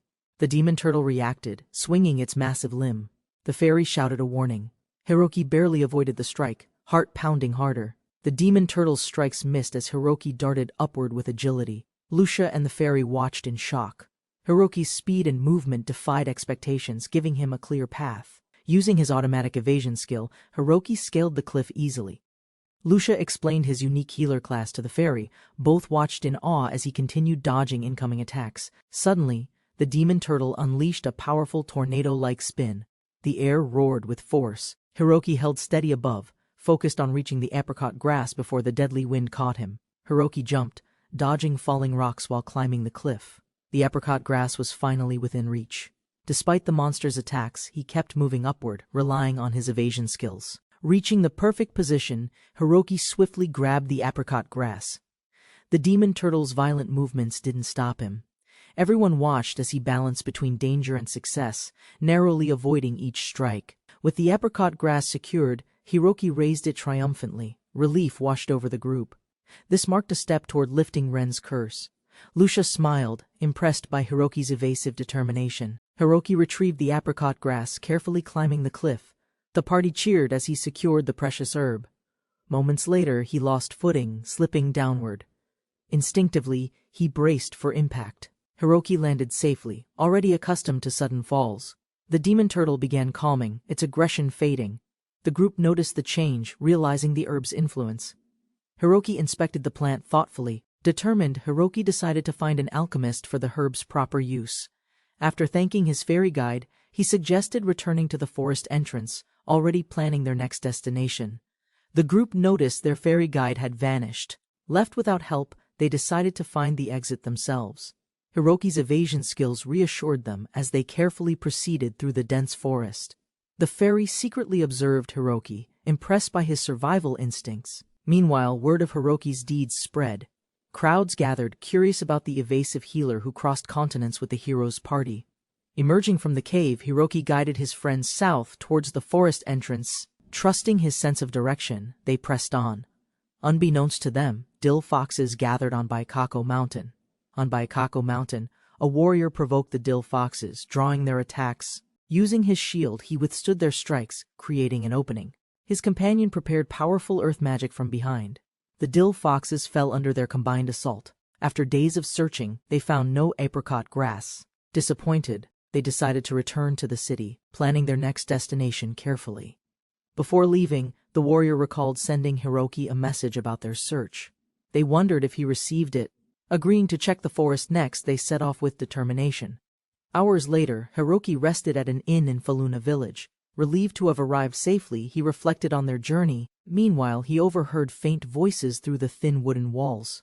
Inside another room, soldiers from Pisnut Kingdom discussed the hero's unexpected actions. They spoke of monsters, magic, and their own delayed arrival. Unaware, Hiroki listened silently from the next room. The soldiers revealed the hero's obedience had been a facade to escape royal control. Convinced of betrayal, they vowed punishment for defiance. Hiroki remained quiet, understanding trouble was approaching fast. Hiroki exited his room but was stopped by Ren. She wanted to discuss their next steps. Hiroki, cautious, mentioned the presence of Pisnut Kingdom soldiers nearby, urging her to listen. He explained the soldiers seemed hesitant, but their presence remained a risk. Together, they decided to leave the village quietly, avoiding confrontation for now. Ren agreed, understanding the situation's urgency. Setting camp deep within the forest, Hiroki reflected on their escape. His kingdom-issued armor marked him as a target. Realizing enemies tracked him, he prepared for challenges that lay ahead. Hiroki endured sharp pain from the soldiers' ambush. Determined not to alarm Ruri, he stayed silent. His body trembled, but he focused on defense, dodging and blocking incoming strikes. The soldiers pressed harder, declaring his disobedience to the king. Hiroki's evasion allowed him to narrowly escape each blow. His heart raced, knowing he had to survive this sudden assault. Hiroki countered quickly, disarming one opponent. Another swung fiercely, but Hiroki reacted with precise movements. The fight intensified. Surrounded and outnumbered, he braced himself, preparing for the soldiers' relentless charge. Hiroki took another hit but stood firm. The soldiers shouted about punishing those who defy the king. Gritting his teeth, Hiroki focused, refusing to fall despite the rising pain. Determined, Hiroki struck back with sudden force. The soldiers, overwhelmed, realized their mistake. Hiroki's body trembled uncontrollably, a curse affecting his power. Holding back, he struggled, fearing he might die. Desperate to control his strength, Hiroki aimed to end the fight quickly. With a final earth magic strike, he incapacitated the enemy. The soldiers, stunned, recognized his restraint even now. Ruri rushed to check on Ren after the earth magic blast ended the fight. Hiroki, exhausted and panting, struggled to stay conscious, focusing only on his companion's safety. Ruri quickly treated Hiroki's wounds with potions. Despite smiling, he admitted the curse's effect worsened. The pain spread as the snake-like mark on his body darkened and grew. Hiroki reassured everyone, forcing himself to stand. The curse weakened, but its presence lingered. Even while enduring pain, he kept moving forward, determined not to let it control him. Ren promised they would all return home safely. Hiroki forced a smile, determined to protect them. The nearby fallen soldiers reminded them danger still lurked too close. The group decided to move again, staying away from enemies. Hiroki asked about Ruri's condition. She, though tired, worried more for him. Their bond strengthened with every step forward. Knowing pursuit was likely, Hiroki suggested disguising themselves with robes. They planned to blend in, avoiding recognition. Hiding his armor, he stayed focused on keeping his friends safe. After 3 days wandering, the group finally reached the roadside. Lucia guided them safely. They planned to head west towards town, hoping to find transport and reunite with Ren soon. Thinking of Ren, they smiled, eager to share news of finding apricot grass. Wearing disguises, Ren and Ruri walked towards the city, determined to continue forward despite looming threats. Hiroki noticed unfamiliar soldiers roaming the city streets. Their presence from a hostile kingdom raised concern. He stayed alert, understanding they searched for someone important. Tension settled as he observed carefully. Deciding not to engage, Hiroki and his companion headed toward the guild. The soldiers' discussion confirmed their search continued. Hiroki kept quiet, focusing on blending in and avoiding suspicion. At the guild, Hiroki reported the successful collection of herbs. The guild staff appreciated the quick result. Although the alchemist remained missing, new information about their location gave Hiroki hope. Hiroki arrived at the town's guild, hopeful for help. News of a skilled potion maker sparked hope, but the location lay deep beyond a treacherous dungeon, feared by most adventurers. He analyzed the risks. The path was difficult, monsters strong, and his evasive strategy untested. Alone, danger grew. He considered his rushed training and whether attempting the dungeon would be reckless. Seeking allies, he recalled past rejections. Still, he submitted a new request, posting terms with hope. A kind receptionist supported him. As he waited, a mysterious girl fainted nearby. Guild staff were shocked. Hiroki's party had ventured far beyond expectations. His unusual build as an evasion healer caused surprise. Despite doubts, he remained calm, awaiting applicants with quiet resolve. Outside, Hiroki thanked the receptionist and stepped away to plan. Just as doubt crept in, familiar voices called out. Turning, he spotted two old companions standing at the gate. Ren and Ruri had returned. Trusted allies from the past, they approached with confident smiles. Hiroki's hesitation faded. With them at his side, the journey ahead felt possible again. Ruri quietly signaled Hiroki to remain silent. Soldiers were nearby, and Ren confirmed the risk. Wearing cloaks for cover, the group headed cautiously toward their secure meeting place, an inn. They entered Corundum Inn, a luxurious haven used by elites. Hiroki admired the elegance, surprised by its safety. Despite the cost, it offered protection from eavesdropping and watchful eyes outside. Inside, they gathered in a private room. Ren explained that soldiers monitored movements, likely without orders. Suspicion grew. Hiroki listened, realizing even heroes weren't free from the kingdom's quiet control. Introductions continued over tea. Ruri formally greeted Lucia, while Ren and Hiroki listened. They shared their roles. Despite the tense situation, a warm atmosphere formed among allies reconnecting after time apart. Lucia expressed gratitude for meeting them. Ren remained humble but respectful. Ruri and Ren both encouraged familiarity, lowering formality. Bonds strengthened as they acknowledged their shared trust in Hiroki's leadership. Lucia admitted she enjoyed adventuring despite the dangers. Hiroki smiled, comforted by her cheer. Though cursed, he remained calm and collected, never letting worry show, even when reminded of his burden. Hiroki brought urgent news. He revealed apricot grass, key for the potion. The ingredient was found, but the real challenge remained, locating a skilled alchemist hidden beyond a dangerous dungeon. Ren realized the alchemist's location was deep inside a perilous zone. The situation worsened. Access required surviving a difficult dungeon, far from reach for ordinary adventurers or city dwellers. Hiroki asked Ren and Ruri to join the expedition. They agreed without hesitation. Lucia too accepted eagerly. Their shared goal and trust left no room for doubt or delay. Lucia couldn't believe she was joining the hero's party. Overwhelmed but grateful, she accepted. Hiroki smiled, happy to gather everyone. Together they prepared for the journey ahead in silence. Ruri explained the kingdom's lack of information about the demon continent. Despite concerns, Hiroki's past struggles led to newfound freedom. He reflected on his decision to hide his true class. Lucia discovered Hiroki was a priest, not just a healer. Shocked, she stared at him, realizing his strength and caution. Their bond deepened as the truth shaped the party's trust. The group revealed their roles and levels. Lucia, though lower ranked, felt the warmth of their acceptance. Hiroki praised her growth, and Ruri acknowledged her sincerity. A new bond formed. Grateful for the support, Lucia promised to do her best. The party admired her effort and kindness. Hiroki's guidance helped her improve quickly. Her determination earned everyone's respect and trust. They shared their stats, showcasing strengths and roles. Hiroki's balance in attack and evasion impressed Lucia. She realized how much she still had to learn but felt motivated to grow.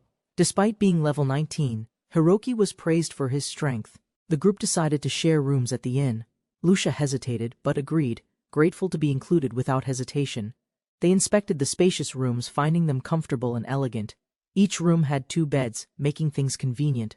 Trust grew as they settled in, reinforcing the bond forming between them. Hiroki explored curiously, impressed by the Western-style bath and facilities. He was slightly disappointed at the lack of hot springs. Still, the luxurious accommodations were far better than what he expected. After narrowly surviving a hit, Hiroki reflected on his vulnerability.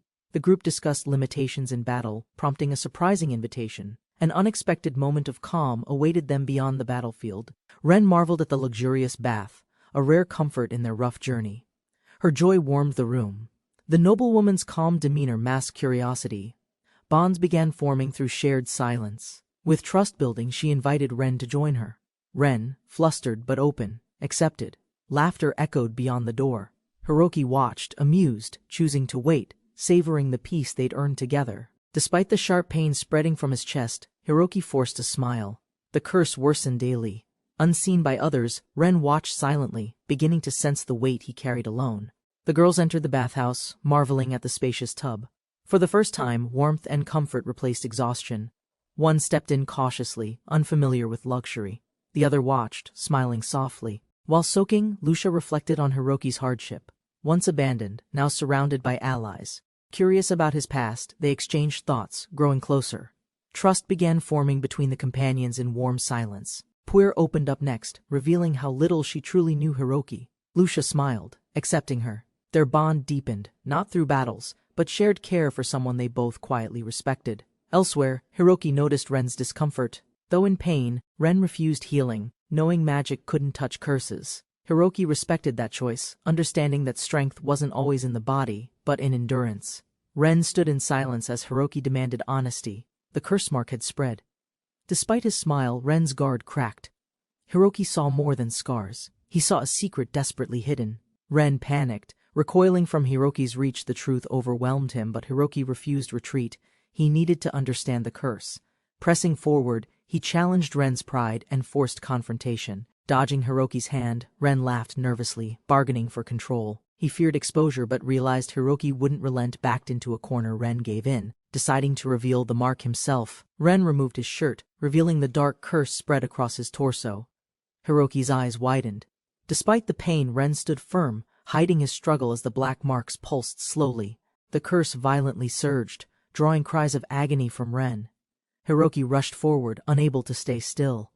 Desperation filled him as Ren collapsed, overtaken by the spreading, burning corruption. Hiroki cast healing spells again and again, knowing it wouldn't work. His hands trembled as Ren screamed in pain. Still, he refused to stop, clinging to hope through the helplessness. In the heat of battle, Hiroki watched his injured friend falter. Powerless to heal or help, he clenched his fists. Doubt consumed him. Was a healer truly so useless? Determined not to remain weak, Hiroki accepted help from allies who believed in him. He trained harder, stood taller, and vowed to fight beside them, no longer as baggage, but as strength. Around warm waters and laughter, they shared memories and stories. Hiroki's journey, once solitary, now held meaning. His bond with comrades deepened, forming a team stronger than any magic or skill. She recalled how Hiroki accepted her when others doubted. His team welcomed her warmly. Inspired, she asked to join him on the journey to the demon continent, eager to grow. They discussed their ties and companions, sharing backgrounds and nobility connections. Curiosity turned into admiration. As she spoke of Ren, her voice softened. He was kind, yet distant, burdened by something unseen. She finally revealed the truth. Ren's curse had worsened. Once willing to be examined, now he avoided her completely. Behind his calm smile, he hid growing pain no one could heal. Even in pain, Ren hid behind a calm smile. She noticed his quiet suffering, and it hurt her too. Caring deeply, she wished others wouldn't force him to conceal his struggle. She urged silence, asking them not to mention his pain aloud. If Ren knew they worried, he'd only bury it deeper. They agreed, hearts heavy with silent concern and helplessness. Ren trembled alone, breath ragged from pain he couldn't hide. Hiroki stayed close, filled with guilt and fear. As a healer, he felt powerless, but their presence gave him strength to endure. Ren, growing weaker, confided in Hiroki about his fears of dying alone in an unknown world. He asked Hiroki to protect Ruri if anything happened to him. Hiroki, shaken but resolute, pushed away his fear. He remembered Ren's kindness and sacrifices. Fueled by determination, he vowed to become the healer who would lift Ren's curse himself. Under the moonlit sky, Hiroki stood beside Ren with renewed hope. Encouraged by Hiroki's resolve, Ren smiled, sincerely believing that as long as Hiroki stayed, everything would be all right. Ren joked about returning home after the curse was lifted. Hiroki grew tense, sensing something ominous. They planned to head for the Devil's Sacred Peak dungeon the next day. Night came. Hiroki and Ren lay in separate beds, the air filled with quiet unease.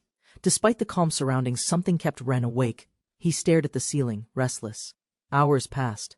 Ren sat up, unable to shake off a strange discomfort. He felt breathless, his chest tightening. A sharp pain pulsed. He knew something was wrong with his body. Ren's condition worsened despite healing magic. Hiroki left the room, burdened by helplessness. Wandering the hall, he struggled with his thoughts, uncertain of what else he could do alone. He ran into Lucia, who noticed his unease. They shared quiet understanding.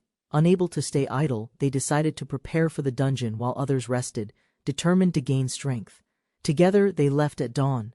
They wrote notes to reassure their friends. With resolve in their hearts, they marched to the dungeon, hoping leveling up would make a difference. Hiroki stared at the vast landscape below. Determination filled his heart. He vowed to grow stronger, not for pride, but to support Ren and ensure he wouldn't be left behind. Ren and Lucia entered the dungeon's twisting caverns, determined to grow stronger. They sought purpose, Ren to protect, Lucia to stop burdening others. Their resolve deepened as demon orcs attacked. Ren's strikes missed repeatedly, his blows lacking force. Lucia, though uncertain, landed a few hits. Orcs closed in, but she stood firm. More enemies approached, testing their stamina and trust. Ren darted between foes, never struck, guiding Lucia's attacks. Their coordination grew. Lucia admired his evasion, his calm. As they pressed on, the path forward demanded more than just spirit. Ren calmed his breath, focusing his movement. Lucia supported with steady aim. After the battle, they ventured deeper into the dungeon, noting the slope that led them to a new floor. Confused by the descending path, they realized the dungeon spiraled deep before rising again. Determined to proceed, they advanced toward the second floor, trusting their growing synergy and courage. Entering a darker chamber, Lucia stumbled upon something strange. Curiosity sparked in Ren despite knowing treasure was unlikely. The air thickened with tension as they stepped toward the hidden room. Surrounded by demon goblins, Ren and Lucia braced for battle. The swarm closed in quickly. Ren's strikes missed again, pressure rising. Lucia stayed close, bow drawn, scanning for an opening. Panic surged as they barely held ground. Goblins swarmed endlessly. Lucia urged retreat, but Ren blocked attacks, shielding them both. Despite fear, he believed, together, they had a chance to win. Ren steadied himself, recalling past encounters. They didn't need speed, just strategy. Confident, he dodged magic and rallied Lucia. Slowly but surely, they would fight, learn, and rise, one goblin at a time. Ren relied on swift evasion and healing. With the monster-attracting potion active, he drew goblins close. Side by side, he and Lucia committed to thinning the horde with sharp focus. Attacks flew as Lucia's arrows struck true. Ren held the front, enduring with heals. Their timing improved. Each strike counted. Slowly the tide shifted, and Ren felt a surge of strength. Hiroki had leveled up. Their grind was paying off. But just as victory felt near, new footsteps echoed deeper in the cavern. Lucia sensed danger. Ren turned, heart tightening. Hiroki noticed more goblins pouring from the hole than expected. The cavern grew darker. Emerging from the shadows was a rare threat, a purple demon goblin, stronger and more intelligent than others. Recognizing it as a subspecies, Hiroki prepared himself. The group was surrounded. Lucia watched as Hiroki readied his weapon. The purple demon goblin raised its club, signaling the assault's beginning. Hordes of goblins surged forward, led by the roaring purple subspecies. Light from Hiroki's spell illuminated the tunnel. The true scale of the enemy was now clear. Escape was impossible.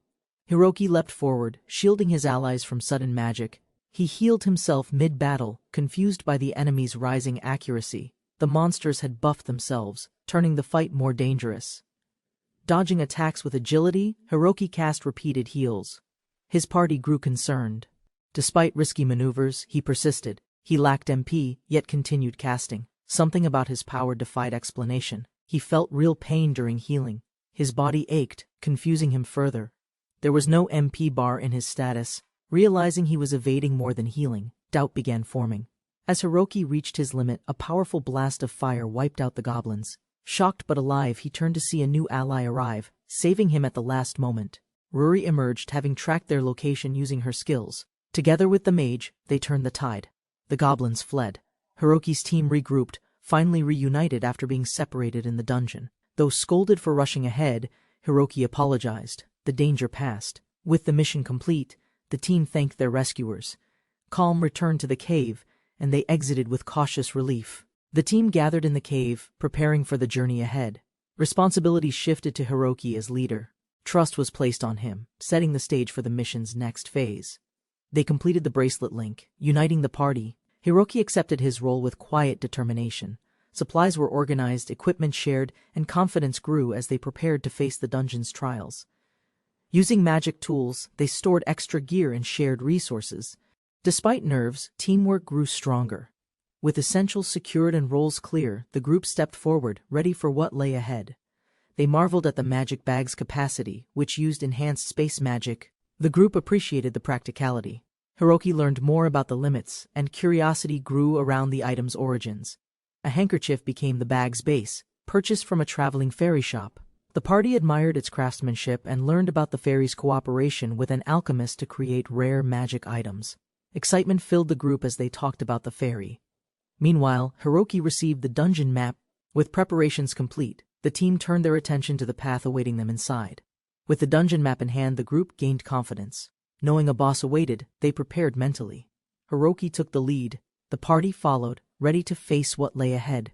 The team stood at the dungeon's entrance, tension rising. Hiroki led calmly, assigning roles. Lucia hesitated, doubting her aim. Ren reassured her. Their formation set, they stepped deeper together. Confidence returned as Hiroki promised to shield the others.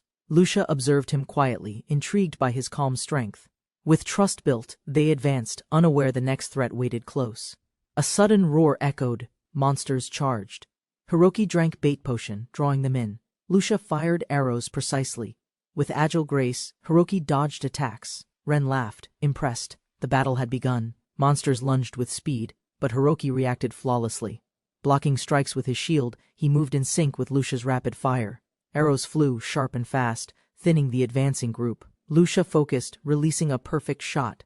Her arrow pierced the monster's core. Hiroki deflected another with ease, coordinating his defense and motion. The group's rhythm grew tighter with every exchange. Wave after wave attacked. Hiroki blocked without pause, protecting the team. Blades clashed, arrows hit true, enemies faltered. Their formation held strong, strategy and trust turning battle chaos into precise control. With monsters defeated, Hiroki thanked Lucia for her precision. Ruel praised her too. Encouraged, she smiled proudly. Their teamwork flourished, trust deepening, bonds forming naturally amidst the lingering tension of battle. Lucia shyly agreed to drop formalities. Laughs were exchanged. Even in the dungeon's chill, warmth spread among the group. They spoke casually, as equals, their unity growing with each shared word. The path ahead cleared, they moved onward with ease. No enemy slowed them now. Spirits high, they found a wide cavern. A moment's peace awaited. Together, they prepared to camp. With the area secured, they settled down. Ren took charge of cooking, revealing his skills from home. The group relaxed, trusting each other more. A warm meal brought rare comfort. While Lucia and the others set up camp, Ren stirred the pot. The aroma spread. Laughter rose as they shared thoughts about food and learning. Peace settled in among them. Ren noticed 3 tents. Confused, he questioned the setup. Hiroki recalled their old cramped rooms. Realization dawned. This was luxury by comparison. The others blinked, amused by Hiroki's innocent frustration. As the fire crackled, Ren tried to stay relaxed, masking his growing discomfort. He praised Lucia inwardly, uncertain of his feelings. Suddenly, pain pierced through him, worse than anything before. Ren collapsed as the cursed chains ignited with power. His teammates rushed to help. The seal on his arm flared. He clenched his teeth, struggling against the unbearable, escalating agony. The group held Ren steady. Panic spread as they saw the curse tightening, glowing brighter. It was progressing rapidly now. Everyone realized they were running out of time to save him. Around the campfire, Ren struggled with rising emotions, pretending calm. He valued Lucia's support but feared his feelings would damage their bond. Suddenly, pain surged again, catching everyone off guard. Ren collapsed under the curse's weight. Hiroki rushed to help, casting a healing spell. The others watched in shock. The curse worsened. They feared it might progress beyond their control. Lucia advised silence and understanding. Elia respected her words, choosing to watch. Hiroki's magic eased Ren's pain, but not his mind. Just as peace returned, an unexpected poke broke it. The group rested after a long journey when the shop fairy suddenly appeared. Drawn by the smell of food, she delighted everyone with her cheer, bringing lightness to the tense moment. Curious about her visit, they listened as the fairy announced the grand opening of her fairy shop. She promised something rare and special, catching the group's full attention and curiosity. From her shop she revealed the long-awaited curse-lifting potion made with apricot grass. Shocked and hopeful, the group realized they finally had a chance to save the one afflicted. Excitement erupted as Hiroki rushed forward, determined to buy the potion. The price, however, stunned everyone, 20 million liko. The announcement hit hard, sending him tumbling in disbelief and panic. The group gathered to discuss the cost. Realizing they were short on funds, the shop fairy casually mentioned it was already discounted. Their hope dimmed as reality quickly set in. Remembering past trades, Lucia offered a deal, an exchange. Interested but unimpressed, the fairy examined the items laid before her. Tension built. This trade could determine their only chance at saving her. Faced with rejection, the fairy proposed a different offer: fulfill her request in exchange for the potion. Tension grew, as the group feared the price would be stranger than the potion. Hiroki hesitated. Memories of a costly mistake haunted him. He knew lifting the curse was important, but agreeing without knowing the task could plunge them deeper into unexpected trouble once more. Despite his doubts, Ren believed they had time to find an alchemist instead.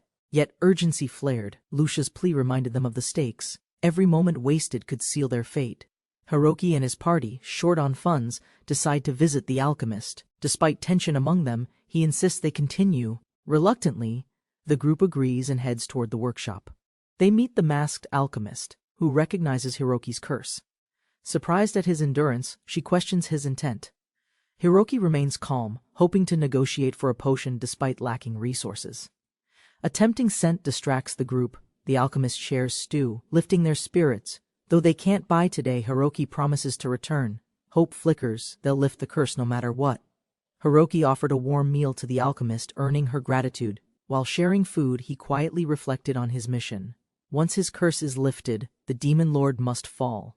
The group enjoyed the meal, briefly forgetting their struggles. Laughter spread around the campfire. Though weary and low on funds, they found comfort in each other's presence and Hiroki's quiet resolve. They entered the Devil's Sacred Peak dungeon without resistance. As they descended, monster numbers grew. Every creature mirrored the last. Despite the relentless waves, the group pressed forward, choosing speed over caution. They reached the 25th floor after clearing several monster nests. The map marked it as the final safe zone. Grateful for progress, they rested, their bodies tired but spirits steady. Hiroki, though fatigued, considered the looming boss room. He recalled past failures but felt stronger now. With improved skills and resolve, he weighed whether to fight or take another detour. They discussed skipping the boss to reach the treasure room. Hiroki hesitated. The promise of experience and growth swayed him. With firm resolve, the team agreed to face the challenge. Standing before the boss room, tension grew. The heavy doors creaked open as they stepped forward together. A single enemy awaited beyond. Hiroki's eyes sharpened, sensing the battle ahead. Darkness swallowed the chamber. Strange markings glowed faintly beneath their feet. As they advanced, Hiroki's instincts flared. Silence loomed thick with threat. The true test of their strength had begun. A towering skeleton wielding two swords emerged. Its sheer size stunned the group. Hiroki immediately recognized it as an undead type. Without delay, they prepared for battle, knowing retreat wasn't an option. Hiroki stepped forward, his eyes steady. He analyzed the enemy's movements, gauging its range. His allies took position behind him. The moment came. With determination, he charged toward the skeleton. The fight began.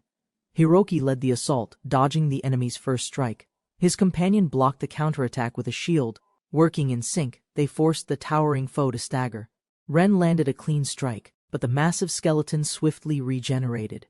The team realized their attacks lacked lasting effect. Hiroki watched closely, suspecting this fight would be more complex than expected. Spells and arrows failed to pierce the boss's defenses. Even fire proved ineffective. As frustration grew, Hiroki observed carefully.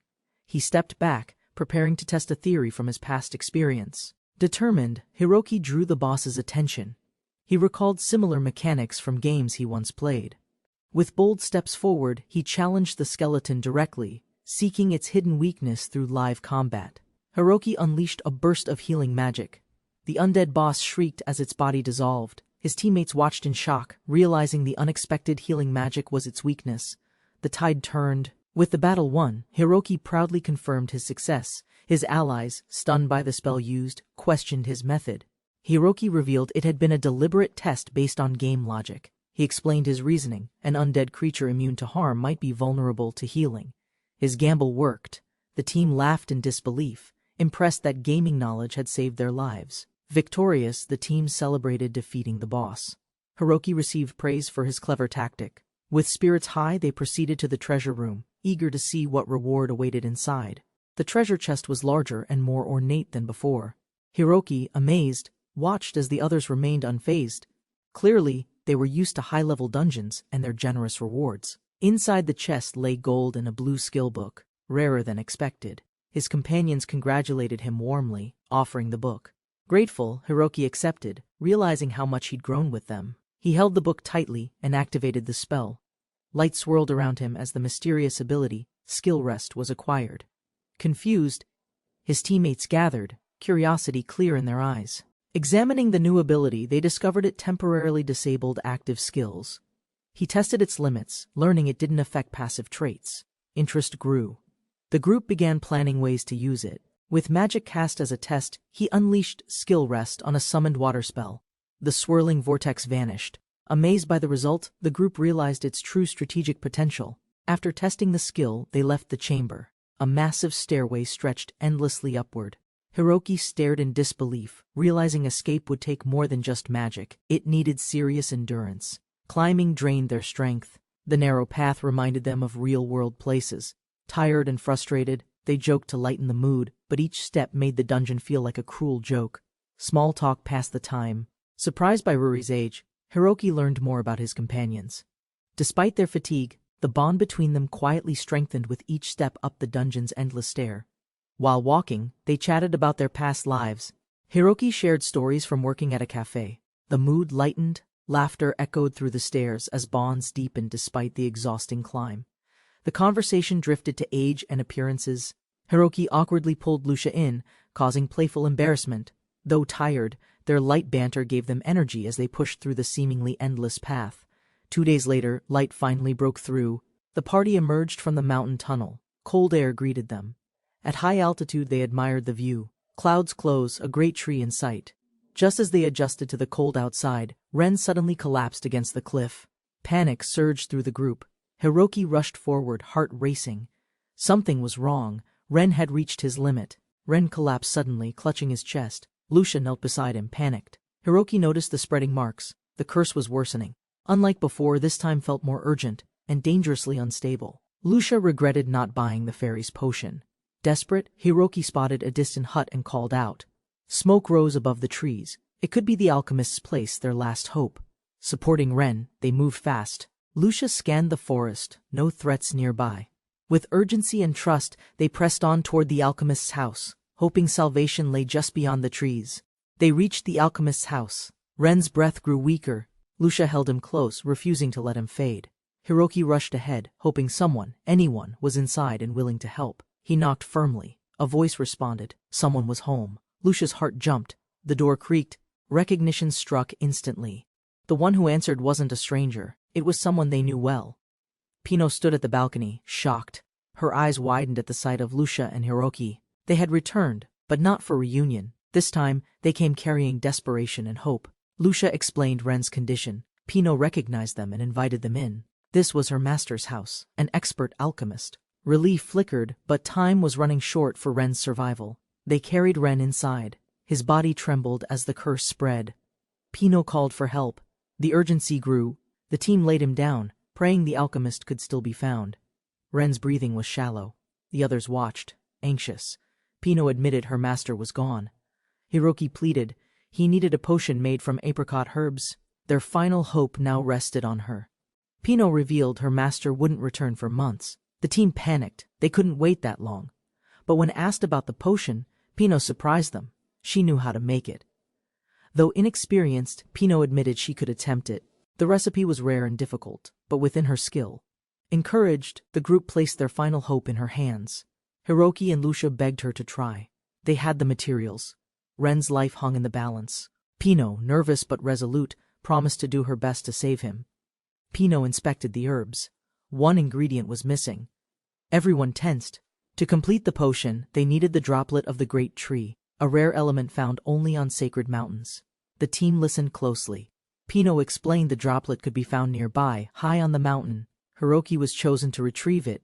While Pino began preparing the potion's base, Lucia promised to watch over Ren. Hassan offered to guide Hiroki with hope reignited. They moved quickly. Pino clutched the herbs, determined. Ren's life now rested on all of them. Pino handed Hiroki a vial to collect the droplets. He thanked everyone. With urgency in his heart he set off, knowing that Ren's life depended entirely on his success. They departed swiftly. Hassan warned Hiroki, danger awaited on the mountain path.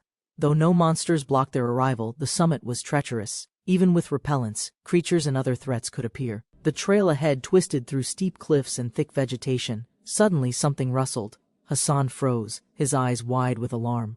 Carnivorous plants lurked nearby, and their movement had already begun. A massive golem emerged from the cliffside, its rocky limbs crushing the path forward. Hiroki's group halted. Trapped below, they realized the monster was guarding the only way up.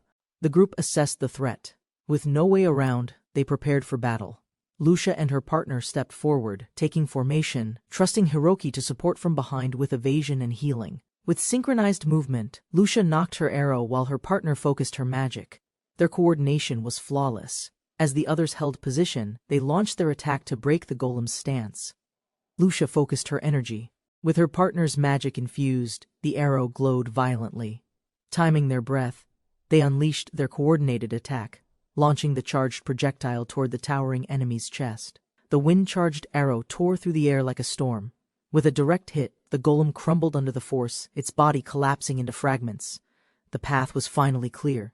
The group approached the remains. Even seasoned fighters were impressed. A golem wasn't invincible, but few dispatched one so cleanly. Hiroki watched silently, proud of the women whose strength led them.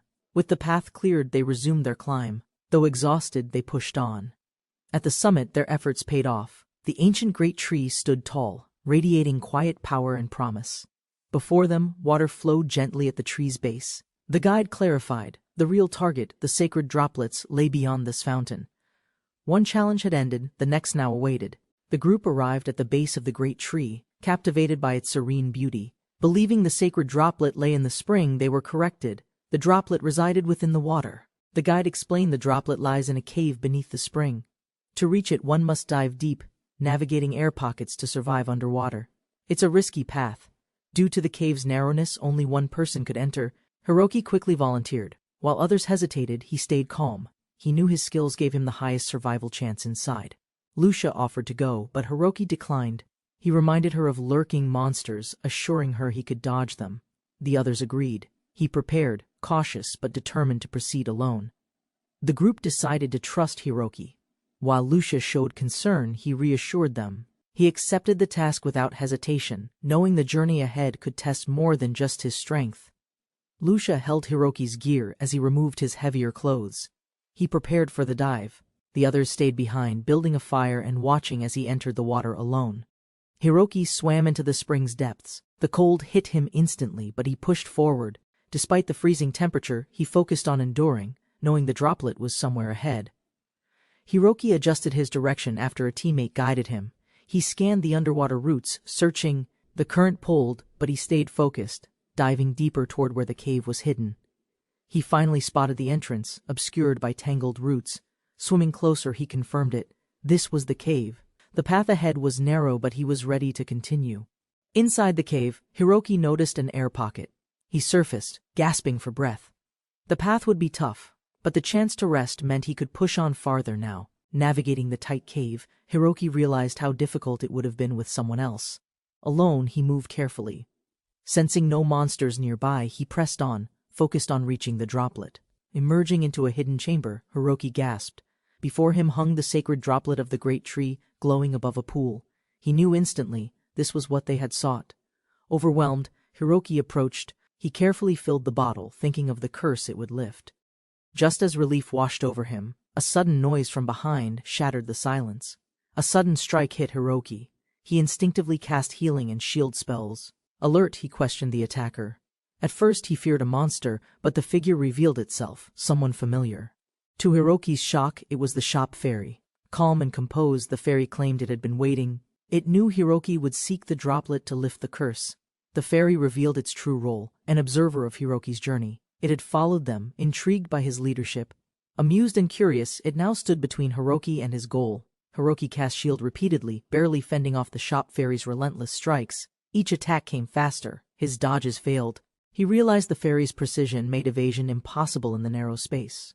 Panicked but focused, Hiroki reinforced his shield and secured the droplet. The fairy mocked his desperation. He was forced to defend more than dodge, knowing his regeneration wouldn't last forever. Hiroki clutched the droplet tightly. He couldn't keep blocking forever. With one final push, he turned and fled deeper into the cave, determined to escape before the next blow landed. Hiroki decided to stop casting magic to conserve energy. With his remaining strength, he sprinted toward the exit, knowing running was his only chance now, before his breath or mana failed. Just as he gained distance, the shop fairy cast Dimension Wall, halting Hiroki instantly. He slammed into the barrier. Stunned, he realized it was a trap meant to block escape. The fairy stepped closer, confident and cold. Hiroki, disoriented, recognized the danger. The fairy declared a farewell, revealing its true hostility, not a shopkeeper, but an enemy targeting the hero's party. Cornered, Hiroki activated his hidden skill, Skill Rest, nullifying the fairy's magic. It was a desperate countermeasure. "If you fight with skills," he said, "then I'll erase your ability to use them." With the fairy's powers suppressed, Hiroki lunged forward, dodging sharp projectiles. Shards and spells shattered around him.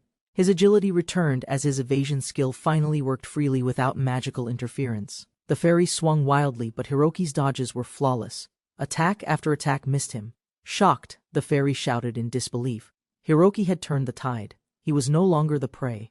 Hiroki dodged the fairy's strikes, his instincts sharper than ever. The barrier vanished. She panicked. Her accuracy skill failed. Hiroki realized she wasn't stronger. She had been enhanced by magic. The fairy hid her intent. Hiroki demanded answers. Her silence was heavy. He now saw this shop fairy held dangerous power, veiled in mystery. And she was no ordinary foe. Hiroki reflected on past encounters with the shop fairy. It wasn't coincidence. They were targeted. The fairy had been observing them from the start, orchestrating meetings for a reason still unknown. The shop fairy discovered Hiroki's secret class, Priest, a rare advanced job. Hiroki hadn't lied. He simply hid the title to avoid attention.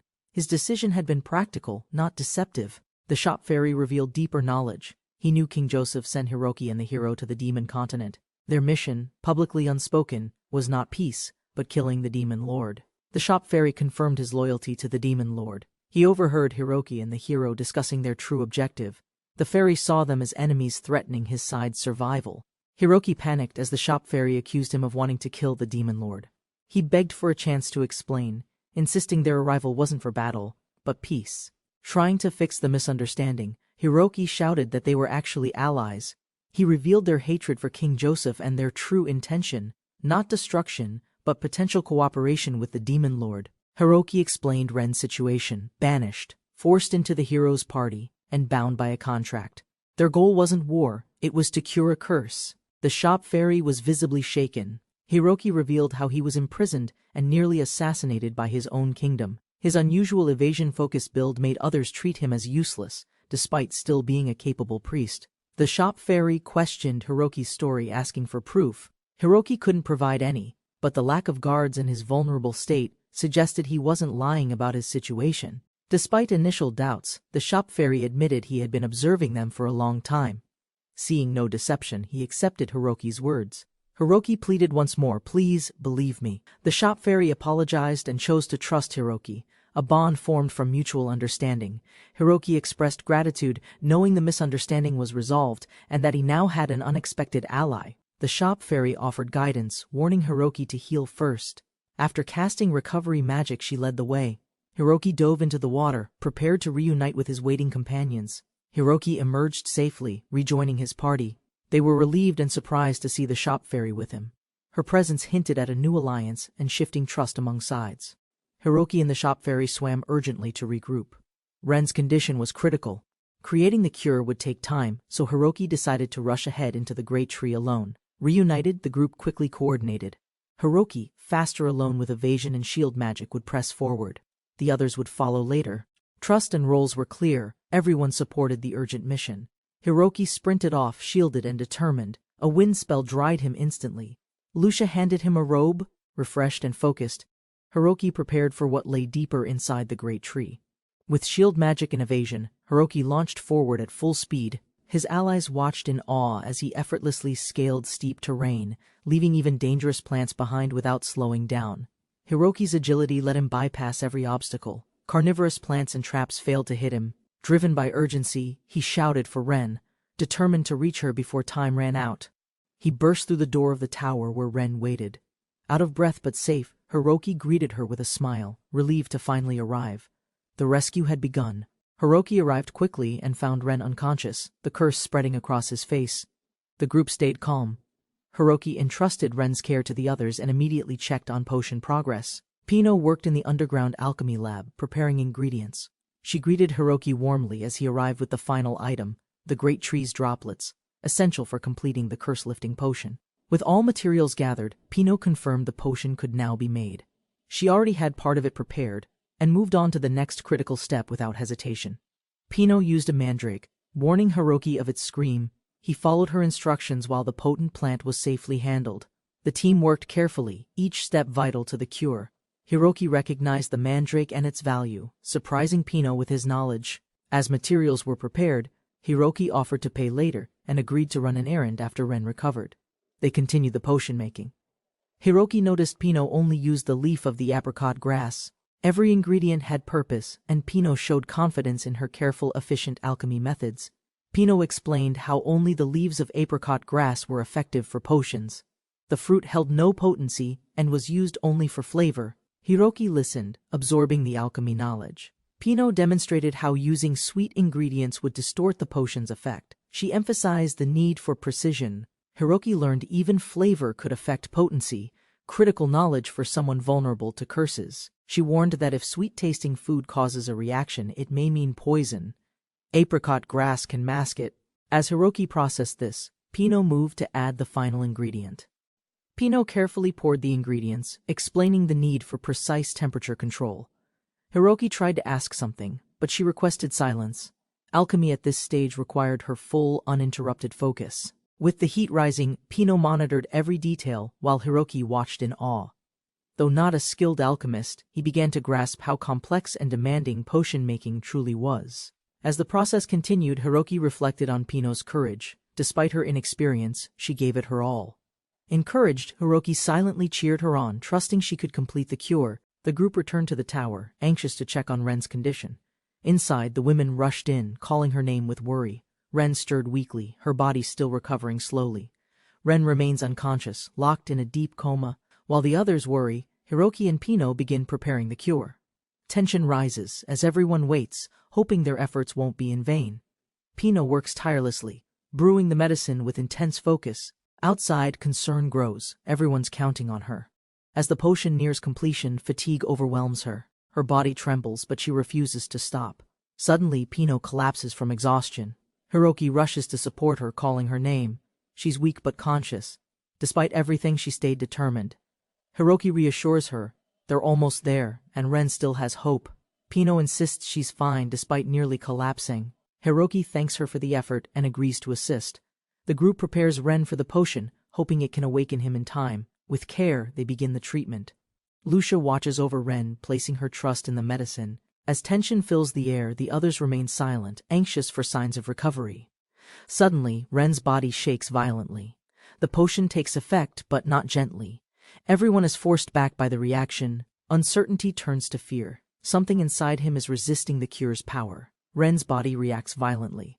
A massive serpent-like spirit bursts from within, swirling wildly in the room. Everyone watches in shock as the cursed entity resists, endangering those nearby. Lucia tries using magic to suppress it, but her wind spell has no effect. The others speculate the creature might be a phantasm. Panic spreads as nothing seems to stop it. While the battle rages outside, Pino and Hiroki finally complete the potion. With relief and urgency, they confirm it's ready. This is their last hope to save Ren from the curse. The curse manifests stronger, coiling like a serpent. Pino feels relief and surprise at her success. Hiroki rushes to deliver the potion while the others try to restrain the spirit. The team recognizes the potion as their last hope, but the phantasm snake blocks Hiroki's path, aggressively defending the cursed Ren from any interference. Hiroki gets wounded trying to break through. Despite using a protective shield, Hiroki is overpowered. The curse's force tears through his defense. With determination, he charges forward, risking everything to reach Ren and end the curse for good. Hiroki pours the potion into Ren's mouth. As Ren swallows it, the others hold their breath. The curse continues resisting. Everyone gathers close, fearing it may not work in time.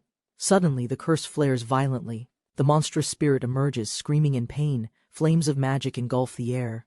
Hiroki and the others stay by Ren's side, refusing to give up. The spirit dissolves into the air, vanishing slowly. Ren opens his eyes, bandaged and weak. The curse mark disappears from his body. Everyone watches in relief. He's finally safe and alive. Ren opens his eyes as Hiroki shouts in joy. The group rushes to his side, overwhelmed with relief. The curse has lifted, and their efforts have finally paid off. Laughter breaks out among the group. They celebrate, hugging one another with tears in their eyes. Outside, the peaceful surroundings reflect the calm now returned after the long, intense battle. Ren sits up in bed, confused but calm. He no longer feels pain. His friends watch over him, smiling. The worst is over. He is safe, alive, and free. Ren wakes and confirms the curse is gone. Ruri and Hiroki are relieved. The danger has passed, and the three friends begin to process everything they risked to save him. Ren thanks them both, expressing deep gratitude. He recalls the promise they made. Each of them reflects on their journey and the bond that has grown through this life-threatening ordeal. The three unite in a tight embrace. They understand that their strength comes from their friendship. Together, they vow to face any future danger, stronger, closer, and more determined than ever. Lucia steps outside for air, unsure when to return. Through the window, she sees Ren awake. Joy fills her, but she chooses not to interrupt the group's reunion inside. Suddenly, a griffin lands nearby, startling her. She learns it's connected to Ren's group. The sight surprises her. It's the first time she's ever seen a creature of such legend. The others explain the griffin helps hunt monsters and is tame around them. They joke about cooking it. Lucia reflects on how much has changed since joining this unpredictable journey. The griffin revives unexpectedly, its body regenerating. Panic spreads. The group thought it was defeated. Lucia and the others brace for danger, realizing the beast is much tougher than imagined. Lucia wants to help but doubts her arrow's strength. The griffin strikes fiercely. Hassan is in danger. A magic user steps in to enhance Lucia's attack with enchanted energy. Lucia surprises everyone by joining the battle with archer skills. Together, they unleash a barrage of auto arrows, bombarding the griffin. The fight escalates. Teamwork now their strongest weapon. Lucia's arrows hit with stunning force, defeating the griffin. Everyone is amazed. She confirms she's a hunter. As they prepare to cook it, admiration for her skills spreads among the group. Inspired, Lucia vows to train harder. Ren, still recovering, insists on joining but is gently reminded to rest. The others head outside, their bond and laughter echoing from beyond the window. Ren feels left out but is comforted by Hiroki and Ruri. Their teasing lightens the mood. The three share a moment of warmth, their smiles marking the end of a long battle. After facing emotional stress, Hiroki quietly recovered in bed.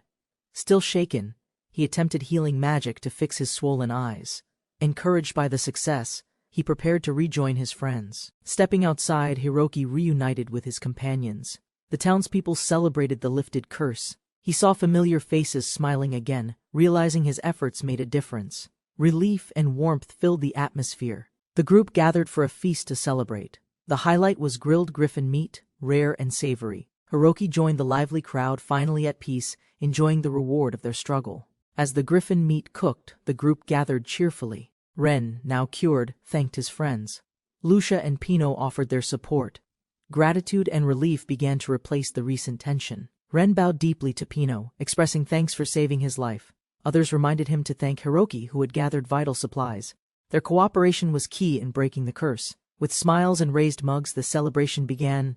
They toasted with honey lemon soda, savoring grilled griffin meat stuffed with vegetables. For the first time in days, true joy returned. Everyone enjoyed the grilled griffin meat. Its rich aroma and juicy texture impressed the group. Laughter and smiles filled the air as they savored the meal, relaxing after their hardships. While praising the food, Hiroki clarified the creature wasn't a monster. Amid cheerful talk, Pino called Ruri aside to discuss something serious, the promise they had made before the journey began. Pino stepped away with Hiroki, who calmly reassured him. With determination, Hiroki revealed his next goal. He planned to travel to the demon continent, where the demon lord awaited. Pino realized Hiroki belonged to the hero party from Peasnut Kingdom. Surprised, he asked if Hiroki also sided with the Demon Lord. Hiroki replied honestly, revealing unexpected knowledge about their past. Pino learned Hiroki's true objective, not conquest but to return home. Their supposed mission to defeat the Demon Lord was only a means to regain their freedom and escape the kingdom's control. Though confused, Pino listened carefully. Hiroki explained that their origin, Japan, couldn't be reached from this world. Peasnut had kidnapped them, and their return depended on defeating the Demon Lord. Hiroki asked Ren to show the bracelet forced on him by the kingdom. It was a contract item, compelling Ren to obey royal commands, masking his true intentions from others. While pretending loyalty, Hiroki and Ren sought a way to break the bracelet's curse. They hoped the Demon Lord, skilled in magic, might hold the knowledge needed to send them home. Pino understood Hiroki's resolve. Even if returning wasn't possible, Hiroki wanted to ensure a safe life for Ruri, but Pino firmly declared they would all return home together, no one left behind. Ruri struggled to imagine a world without monsters, yet found Hiroki's dream admirable. Curious about his origins, she examined his items, amazed by unfamiliar objects from Japan, like a pen and mirror. Hiroki showed more belongings from his world, confirming his strange story. Pino, stunned but intrigued, began to trust him. Her reaction shifted from disbelief to awe as she grasped his truth. Hiroki agreed to deliver a message to Pino's master before approaching the Demon Lord. With growing trust, she gave him a lead. Her master frequently visited a place Hiroki should explore first. Pino revealed the location Hiroki needed, the Demon Lord's castle. Shocked, Hiroki learned that her master, his next contact, was not just important, but actually the alchemist serving the Demon Lord. With dramatic flair, Pino confirmed the truth. She had initially planned to judge Hiroki as a potential enemy, but now fully approved, agreeing to send a letter of recommendation instead. Grateful for her support, Hiroki and Pino expressed sincere thanks. Ruri proudly accepted, boasting that she felt more important, like her master. With their path clear, a new journey would soon begin. Pino playfully demanded praise. The group began wondering about the Demon Lord's personality. Though no one had met him, his portrait suggested someone calm and wise. Curiosity about him deepened. As Hiroki reflected, Pino reminded him to return and join the others. They had a barbecue going. Meanwhile, the shop fairy suddenly appeared, and Hiroki greeted her warmly. The shop fairy insisted on giving Hiroki a gift to show gratitude. He suggested new equipment. She offered to enhance something for him, understanding his role as the only non-advanced class member. Hiroki visits a vendor and requests an item to boost attack power. The merchant offers Ishtar's ring, a rare item. Hiroki accepts it, thinking the ring would suit Lucia perfectly. Hiroki calls out to Lucia and asks her to remove her gloves. Without hesitation, she complies. He gently places the ring on her finger, recalling when he gave her the party ring. Lucia looks at the ring on her finger, eyes wide with surprise. Her expression softens. She realizes this gesture from Hiroki carries more than power. It carries a quiet, sincere affection. After receiving the ring, Lucia blushes, confused by the gesture. Hiroki panics internally, questioning if giving a ring might send the wrong message. His thoughts spiral into awkward embarrassment. Hiroki tries to reason with himself, it's just an accessory. Meanwhile, the others tease him. Lucia reacts calmly, thanking him cheerfully. Hiroki watches, relieved she understood it as practical, not romantic. The team prepares to set out. Lucia happily treasures the gift, unaware of Hiroki's inner turmoil. Despite finances running low, her heart feels full. Strength wasn't the only thing she gained. Late at night, everyone rests in the inn after a long day. Hiroki wakes up early, unable to sleep. He quietly reflects on the battles and events they've just experienced. Lucia is also awake, still processing everything. They talk quietly. Hiroki praises her skills and notes their next goal, Lodo's castle. He's relieved Ren's curse was lifted and progress is being made. Lucia expresses gratitude for traveling with Hiroki, saying everything feels fun with him. He apologizes for deciding their path alone. She reassures him, they're partners, and decisions should be made together. Hiroki reflects quietly. Though he suffered upon arriving in this world, he now values the bond he formed with Lucia and others. Their kindness helped him find peace and purpose. Lucia notices Hiroki's silence. He tells her he wants to cherish their bond. His honest words catch her off guard, revealing how much their connection means to him now. Lucia blushes, touched by his sincerity. She insists he helped her more. Hiroki smiles, thankful for their party and shared journey. That night, warmth lingers quietly between the two of them. The next morning, Hiroki's group prepares to leave. Supplies are packed, including meat and letters. They receive warm farewells from the villagers who help them rest and recover. The group thanks their hosts. Advice is given about dungeons along the way. Hiroki listens carefully. Lucia, motivated and eager, expresses her excitement to gain more strength for future battles. With everyone ready, they agree to explore any dungeon they find. Lucia's enthusiasm sets the tone. After one last thank you, the party departs, heading toward their next unknown challenge together. The group enters Devil's Sacred Peak dungeon. After parting ways with Pino, they begin exploring.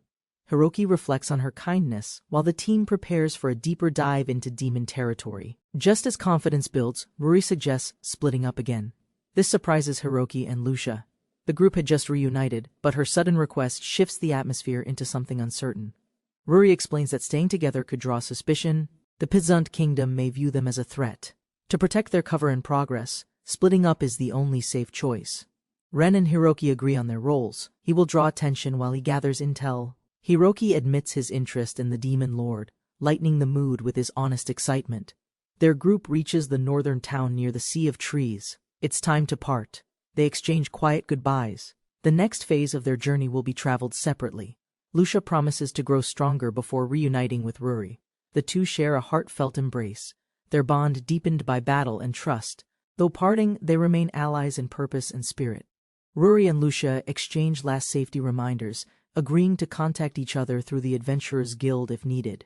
There's concern in their eyes, but also trust as they prepare to part. Hiroki warns Lucia not to sign shady contracts or fall for scams. The mood lightens. Despite playful teasing, everyone genuinely cares for his safety. Hiroki wonders if he seems that unreliable. As the gates open, the two groups finally separate. Farewells are exchanged with smiles and waves. Though heading in different directions, they carry the same mission and hope to reunite again soon. In the city, Hiroki and Lucia arrive amidst a growing crowd. Fans of the hero are everywhere, making it difficult to move. Hiroki quietly observes, while Lucia sympathizes with Ren. Elsewhere, chaos brews in the royal palace. Officials are panicked, still unable to locate the missing hero. News is delayed, and tension rises as someone powerful grows increasingly furious. A raging noble storms the hall, furious at the lack of progress. His screams echo through the palace, demanding answers. Soldiers scramble uselessly, failing to explain the hero's unknown location. The noble storms through the palace, vowing vengeance against the Demon Lord. Underneath the grand hall, portraits of royalty loom, silent witnesses to his fury and the storm yet to come. Elsewhere, night falls. Tina, sleepless, stares out the window. She wonders about Hiroki and Lucia. Quietly, she speaks to the moonlit sky, whispering hopes and fears she keeps hidden. Tina prays sincerely for Hiroki's safety and Lucia's salvation. Her small hands press together, and tears form. Though distant, her heart remains connected to Hiroki, filled with care and longing. At the Adventurers Guild, Hiroki checks in. The guild has no update on the expert alchemist, but they've solved a regional monster crisis. A long journey to the Demon Lord begins. A map reveals the Demon Lord's castle lies at the continent's far end. 3 months by foot. Lucia suggests they conquer every dungeon along the way. Hiroki agrees without hesitation. With supplies and maps in hand, the party sets off again. Their wagon rolls through a forest road as stars rise. Their long, determined journey to the Demon Lord's castle resumes. Hiroki's party arrived at a beginner-friendly dungeon near the city. Despite some concern over their level, they prepared thoroughly. With supplies and determination, they aimed to challenge the third floor together. As they entered, Lucia revealed she chose this dungeon to refine their skills. Their goal was skill books from boss chests. They proceeded cautiously, mindful of other adventurers already inside. Lucia received the map and noted the dungeon's small size. The team moved deeper, respecting others by avoiding aggro. Memories of past adventures surfaced, and everyone quietly hoped each group was safe. Deeper in the dungeon, the team worked together efficiently. Lucia held back her lure ability, waiting for clear paths. While battling, they reflected on growth, teamwork, and how far they had come. Hiroki paused, sharing a strategy with Lucia. He planned to train his dodging by drawing enemy attention without the potion. Lucia agreed, trusting his idea and readying herself to support. Monsters swarmed. Hiroki carried Lucia while evading attacks, learning movement timing firsthand. He enjoyed the challenge despite fatigue, while Lucia offered backup. Their teamwork slowly improved as they progressed through the horde. Reaching the third floor, they noticed fewer adventurers. Hiroki decided it was time to use the lure potion. A sudden encounter with another group surprised them, but he quickly apologized, unfazed. While healing another team, Hiroki and Lucia learned a nearby group was under attack. Urgently, they agreed to assist, following directions to a monster nest where overwhelmed adventurers were fighting desperately. Arriving in battle, Hiroki shielded the struggling party as Lucia supported with healing.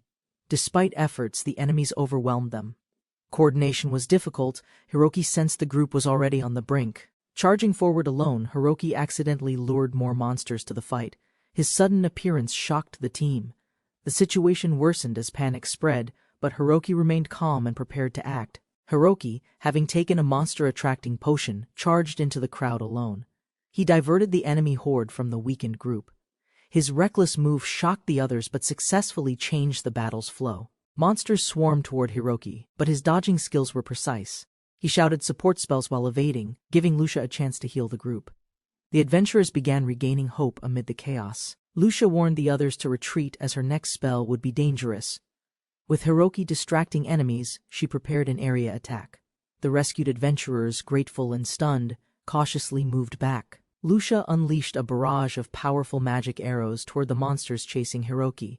The onlookers panicked, fearing she might accidentally strike him. Despite the risk, she trusted Hiroki's movements and aimed carefully. Hiroki evaded arrows mid-battle with surprising ease, stunning the others. Lucia's shots eliminated the monsters without harming him. As the battle ended, the group praised Hiroki's skill and asked about his role. Hiroki revealed his unique job, Evasion healer, capable of healing while dodging attacks. The group was astonished, having never seen such fighting. Grateful, they offered loot and rewards, impressed by his performance. As Hiroki humbly accepted their thanks, the adventurers acknowledged how rare his abilities were. Though still early in his journey, Hiroki's reputation began growing among those who witnessed his unorthodox battle style. After parting ways with fellow adventurers, Hiroki and Lucia continued exploring the dungeon. Grateful for the praise, Hiroki reflected on meeting another healer. His rare class made him feel less alone. The pair reached the fifth floor's boss room. As they entered, eerie darkness filled the space. Suddenly, a strange presence emerged. Two glowing eyes stared at them from the shadows ahead. A minimum skeleton boss appeared, small but intimidating. Despite its size, its aura was strong. Confident in his skills, Hiroki prepared to fight, knowing undead enemies were especially weak to his healing. Hiroki defeats a small skeleton enemy with a single hit, surprising even himself. The monster crumbles instantly. Lucia, observing from behind, notes the ease of the victory with amazement. They find a wooden treasure chest hidden nearby. Inside are two glowing skill books. Hiroki and Lucia each take one and quickly absorb the knowledge, gaining new magical abilities effortlessly. Lucia learns Water Arrow, while Hiroki gains Safety Circle, a barrier spell. Curious, Hiroki activates it. A faint dome appears, and they confirm it's a defensive skill similar to a protective shield. Hiroki activates Safety Circle, creating a hexagonal light barrier. Lucia reacts in awe as the shield repels danger. Hiroki confirms the barrier has a durability limit but protects fully while intact. They discover allies can also enter the barrier. Lucia gets excited, realizing it works like a portable shelter. With it, they can camp safely even near dangerous monster lairs overnight. They continue exploring and defeating stronger monsters. Hiroki dodges the demon orc's strikes effortlessly before landing the final blow. Even a cute-looking demon rabbit king falls to their combined strength. Hiroki shows excitement after collecting multiple skill books. Knowing a tough battle is ahead, he plans to boost Lucia's offense. They split the books evenly and prepare to absorb new skills.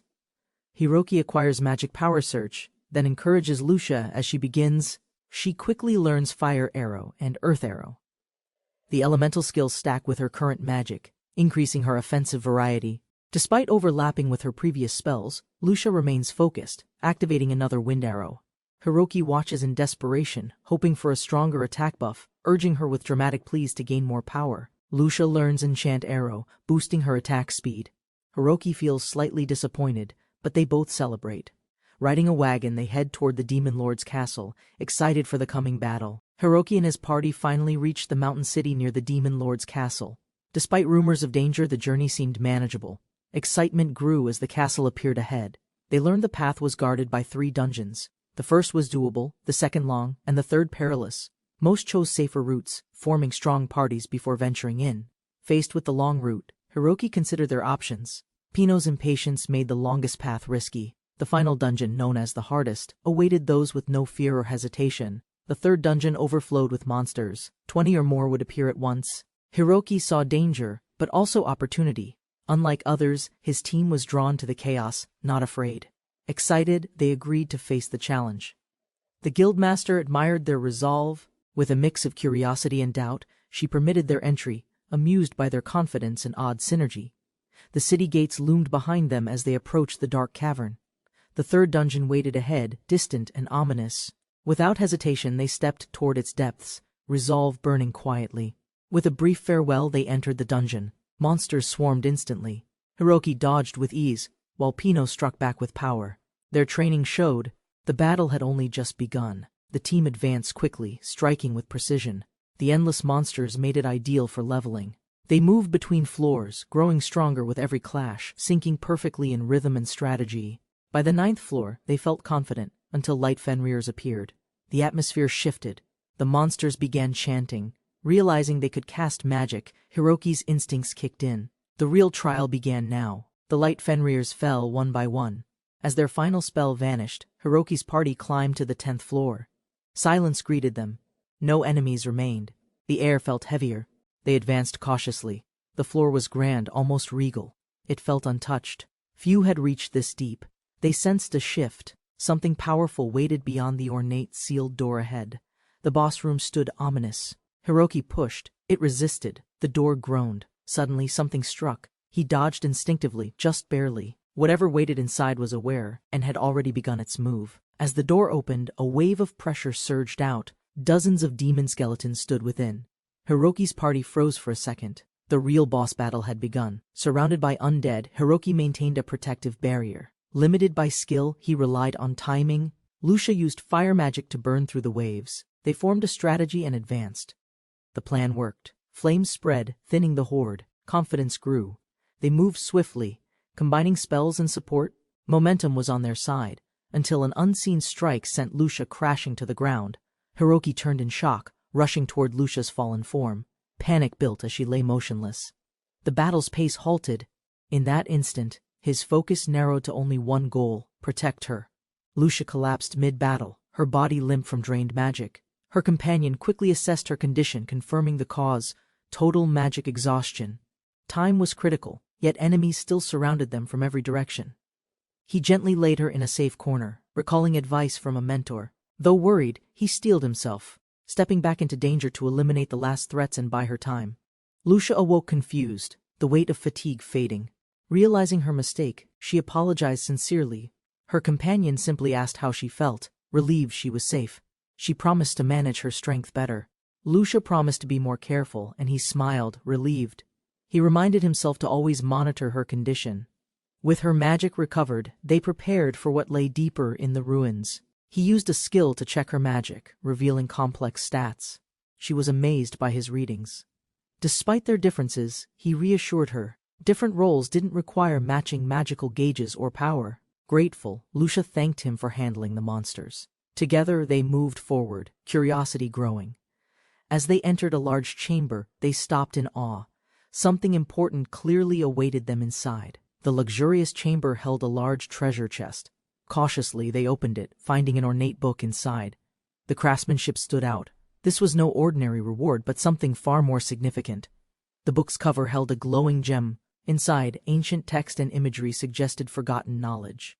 They couldn't read it, but its presence hinted at power lost to history, waiting to awaken. Agreeing to analyze it later, they exited the dungeon, stepping into open air. Relief washed over them, but a strange energy from the book still lingered, unnoticed as they moved on. After leaving the dungeon, they finally reached the Grand Castle town. The sight overwhelmed them, towers shining, streets bustling. But ahead lay their true goal, the Demon Lord's domain, looming silently.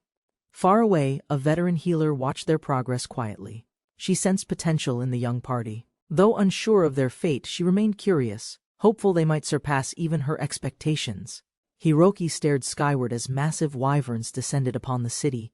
He recognized the fortress below. It was the Demon Lord's castle. Panic rose as shadows crossed over the crumbling barrier. The creatures pierced through the magical shield. Civilians scattered below as Hiroki confirmed the worst. There was a hole in the city's defense. He needed a plan before chaos consumed everything. Trusting his potion's effect, Hiroki dashed forward, baiting the wyverns. Lucia prepared her arrows. With coordination and speed they launched the counterattack, determined to protect the city from total ruin. A flash of black lightning tore through the air. The wyverns screamed, collapsing mid-flight. Hiroki turned sharply. A lone figure stood firm, power crackling around him. An unfamiliar ally had arrived. The armored stranger raised his staff again. From the tower's edge he surveyed the chaos below. With unwavering focus, he cast another spell, commanding darkness, as if it answered only him. More lightning surged, frying the wyverns instantly. Their shrieks echoed through the city. Hiroki watched in awe, realizing this mage wasn't just strong. He might be the only one who could end this. Guards secured the walls as Hiroki and Lucia regrouped. A commanding voice called to them. They turned to find Paula, who calmly acknowledged their role in surviving the wyvern attack. Clyde stood nearby, distant yet watchful. Paula credited him for their rescue. Hiroki felt a quiet sense of rivalry. He wondered if Clyde served the city or something more secretive. They reached the Demon Lord's castle town. The atmosphere was tense. Hiroki examined the scorched earth, unsure if the threat had truly ended. The crater pulsed faintly. It might still regenerate. The next day, Hiroki and Lucia arrived at the Demon Lord Castle's entrance. The barrier had been repaired. With a package in hand, they prepared for their most important delivery. The guards received them politely. Though Cruz, the recipient, wasn't present, they were granted permission to enter. Hiroki felt anticipation rise. They were steps away from the Demon Lord himself. Hiroki hesitated, then insisted on delivering the package personally. He hoped for a chance to meet the Demon Lord. His resolve deepened. The guild's name and his future rested on this. With Cruz absent, Hiroki and Lucia left the castle. Carrying a mysterious dungeon book, they headed to the guild, hoping someone could decipher it while they waited for further orders. At the Adventurers Guild, they presented the book. Though ornate, its contents were unreadable. Hiroki asked for help, unsure if it held danger or answers tied to the Demon Lord. The receptionist inspected the book but couldn't decipher it. Hiroki wondered if demon language was needed. She recommended the Demon Lord Castle's magic library, the world's largest, as their next destination. They agreed to visit the library, hoping to uncover the book's meaning. The receptionist gave directions and reminded them to bring their guild card. Hiroki had one since registering. Before leaving, Hiroki asked about the Demon Lord. The receptionist admitted knowing nothing. Though disappointed, Hiroki thanked her and left with Lucia, determined to search the library for answers. At the magic library, Hiroki showed his guild card. The massive structure amazed them. He and Lucia entered, aware of the tight security, excited to begin their search for answers. Guided by directions, they explored the library's many sections. Hiroki learned the book classification system, grateful for Lucia's help. He began understanding the local language, eager to find something useful. Despite hours of searching, they found no matching characters. Hiroki grew frustrated. The book's language remained unknown, and the mystery only deepened within the quiet halls of the vast library. Hiroki found illustrations in the book. A map seemed to show the current world. Another page depicted 3 races. The meaning was unclear, but it gave them a possible lead. As night fell, they decided to borrow books and return later. Though tired, their curiosity remained strong. Lucia seemed intrigued by something, quietly scanning the shelves on her own. Hiroki noticed Lucia's interest in job change texts. He gently offered her a book on advanced roles. Flustered, she agreed. Together they continued learning, chasing strength and knowledge side by side. Lucia quietly took the book. Hiroki noticed her unease about not having an advanced job. He encouraged her, deciding they'd work together to help her reach her next goal. Lucia smiled brightly at his support. She longed to grow stronger. Hiroki learned about the Tangerine continent, home to a god of job change, and a possible path forward. The continent map revealed their next destination. Beast folk lands lay beyond, full of potential. Lucia mentioned someone special there, an elf. Hiroki laughed, heartened. For him, elves really were the best. The shop fairy suddenly appeared mid-air, surprising Hiroki and his companion. Though it was the Demon Lord's territory, the fairy calmly explained her presence and hinted at needing their help. Hiroki agreed to assist after the fairy mentioned the Demon Lord. They relocated to a safer spot. As they walked, Hiroki reflected on her past support and unspoken kindness.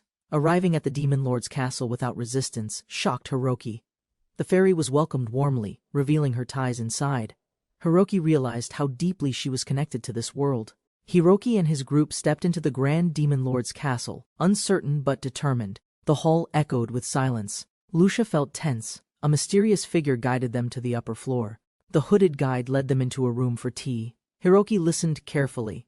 They were summoned to meet the Demon Lord, seeking answers to return to Japan. Every detail mattered.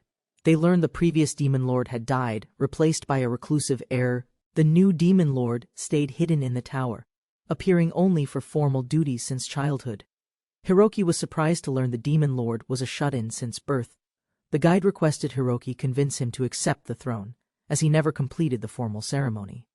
Though unsure, Hiroki accepted the task. The guide explained the Demon Lord's struggles began young, burdened by royal duties. Despite sympathy, Hiroki wondered if he was capable of solving such an issue. The truth was revealed. He was only 13, a child forced into leadership after his father's death. The party began to understand his reclusive nature and questioned what had happened to his mother. The group learned the boy's mother died alongside the previous Demon Lord. Realizing the depth of his sorrow, Hiroki agreed to speak with him and hear his thoughts before judging. Their acceptance sparked joy in the guide. With renewed hope, they were led to the tower where the Demon Lord resided, prepared to face a boy burdened far too early. They encountered an elder, Tito-sama, who questioned their presence. The guide respectfully introduced them, explaining their purpose, to meet the Demon Lord. Hiroki's group greeted him sincerely, aware of the moment's weight. The group reached the tall tower where the young Demon Lord lived. The man they met, a national chancellor, permitted them inside. They approached the entrance, tense but determined. Inside the courtyard they discovered a baby pacaroo, surprisingly gentle for its species. It was the Demon Lord's pet, calm and playful. The atmosphere felt unexpectedly peaceful for a royal residence. Behind the animal, someone watched. Hiroki realized. It was him. The boy they sought stood quietly among the shadows. The group now faced the reclusive Demon Lord for the first time. The boy with long bangs was indeed Tito, the Demon Lord. Orphaned and burdened at 13, he calmly greeted his pet. Hiroki silently observed the child's quiet strength and sorrow. The guide introduced Hiroki and Lucia. Tito listened from a distance. Hiroki noticed how both master and servant looked odd, perhaps intentionally so. Still, they politely offered their names and greetings. Without a word, Tito turned and walked away. Hiroki and Lucia followed, confused. He entered the wooden building silently. The door creaked shut, leaving the two standing still in uncertainty. Hiroki realized the Demon Lord was shy and withdrawn. The guide asked them to return another time. Understanding his pain, they agreed, not wanting to pressure the boy too soon. Tito peeked from the window, quietly watching them leave. He said nothing, but his eyes followed them with curiosity. Back at the inn, Hiroki and Lucia reflected on the meeting. Lucia felt empathy for Tito's loneliness. She imagined herself at his age, burdened with such responsibility. Moved by his sorrow, she vowed to help, her heart aching for the boy. Hiroki admitted the young Demon Lord likely had no useful information, yet something about him stirred compassion. He felt a desire to help, even without a clear reason or reward. Trying local food, Hiroki was shocked by the taste of blood pudding. Disgusted but curious, he struggled through it. Lucia suggested buying sweets instead, maybe a kind gift for Tito. They agreed to bring a sweet present to break the ice. The next morning, the group approached the tower again, hoping to connect with Tito through kindness and warmth. Hiroki watched Tito calmly playing with the pacaroo. Not wanting him to retreat again, he planned his approach. Lucia found the moment cute, but Hiroki focused on creating a chance. A sudden moment of tension. Tito clutched a handkerchief. Hiroki blurted out its origin. Embarrassed, he feared Tito would flee. But something shifted. The boy paused, holding the cloth more gently. Tito revealed the handkerchief was a gift from a friend. Recognizing Hiroki, he mentioned the Evasion healer. For the first time, he seemed ready to talk, eyes calm and open. Hiroki explained how he was imprisoned just for saying Evasion. Tito found him odd but refreshing. Slowly, the boy relaxed, introducing himself properly and apologizing for his silence during their visit. Hiroki and Lucia introduced themselves again. Tito listened with care, trusting the shop fairy's judgment. Their honest demeanor assured him they weren't enemies. A new bond was beginning to take shape. Lucia offered walnut biscotti. Tito accepted shyly and nibbled, warming their hearts. His quiet joy and squirrel-like cuteness made them smile. A simple gesture opened the door to fragile trust. The gift had worked. Tito ate happily, but then grew serious. He asked if they came to convince him to accept the throne, then quietly turned them down and walked away. Though rejected, Hiroki and Lucia weren't discouraged. He spoke and accepted their gift. That alone was progress. They decided to return again, bringing another small gift to keep building trust. The next day they explored the town for another treat. Spotting a new snack called donuts, they hoped it would charm Tito next. Their visits to the castle had begun. The shop fairy observed the orbs floating mid-air. When asked for opinions, the others hesitated. Brought there to persuade her, they stood silent, unsure how to respond. The fairy saw through the intention. They had gathered to influence her decision. Still, she stayed composed, curious about the boy with odd stats who challenged convention without hesitation. She reflected on his nature, kind, loyal, and strange. Despite defying norms, he meant well. She decided he was genuine. Maybe, just maybe, he was someone worth listening to. The fairy sensed Hiroki's return and mentioned it. The demon lord remained quiet, deep in thought. She offered to bring them, and with a nod, he agreed to meet. Outside, Hiroki and friends searched for him. Led to the tower, they approached with care. The fairy, already prepared, called out and granted entry, easing the tension in the air. Reunited, they offered sweets to soften his guarded heart. Though hesitant, the demon lord accepted. Just a little, he said, yet their presence had already begun to change something inside. The demon lord stood and agreed to go downstairs. Hiroki offered help, and the moment felt lighter. The fairy explained it was for a game, something unexpected from royalty. Hiroki, excited, blurted out his thoughts, then panicked at his casual tone. Yet, the demon lord wasn't offended. Instead, he revealed his interest in games, surprising everyone in the room. Smiling faintly, the demon lord offered to play. Hiroki accepted eagerly, only to freeze, realizing he'd spoken too informally. Yet the demon lord said nothing, his silence calm and unreadable. Hiroki examined the magical game, curious. The fairy explained its mechanics, a structure balancing on wind magic. It wasn't simple. With magic involved, strategy mattered more than mere luck. They gathered around the board game titled A Tour of Life in the Demon World. Rules were simple. Roll the die, move, and follow instructions. Everyone listened with interest. It turned out to be an old demon lord's children's game. Despite its innocent look, it held memories and history. The group grew curious about the past it carried. The demon lord proposed a multiplayer game, one based on wealth. Hiroki and the others listened carefully as he explained the rules. 2 laps, most money wins. Everyone nodded eagerly. As they gathered, the group shared snacks Hiroki had bought, sweet, round pastries called donuts. Curious, the demon lord questioned their shape, taking a bite with quiet fascination. For the first time, the demon lord smiled, a small, rare gesture. The group was stunned. Encouraged, they began the game, each starting with riches and a shared sense of joy. Lucia rolled the die first and got a 5. Her task? Ride a pakaru around the courtyard. Hiroki panicked, realizing he missed the explanation. The game was more physical than expected. Hesitant but determined, Lucia mounted the pakaru. It was small, yet steady. With encouragement and a bit of nervous energy, she completed the task. Everyone watched, impressed by her courage. Next up, the demon lord rolled. His result? Eat snacks and pay a fee. He sighed but complied. The unusual game continued, drawing out reactions none of them expected. Hiroki received a present but lost money. Despite trying to stay upbeat, he groaned. Lucia handed him fruit cheerfully, but the game's random nature was already taking a toll on him. It was Hiroki's turn to ride the pakaru. Unlike Lucia, he struggled. The beast lashed out wildly. Confused, Hiroki wondered why it acted differently. The others realized it might be male. Hiroki's luck worsened. He lost money to fake adventurers and trailed behind everyone. While others laughed and gained riches, Hiroki sat in disbelief, questioning how he was losing this badly. Lucia reached the goal first, earning praise. The fairy followed soon after. Hiroki, still far behind, lamented his losses. The demon lord, quietly smiling, prepared for his final move. Despite his loss, Hiroki found comfort in the laughter shared. The demon lord rolled the die. A bet was called. Tension rose, not about the game, but something deeper. The demon lord sensed her intent. The game had been a setup, a soft step toward asking him to join the enthronement. He paused, staring ahead, heart unsettled yet calm.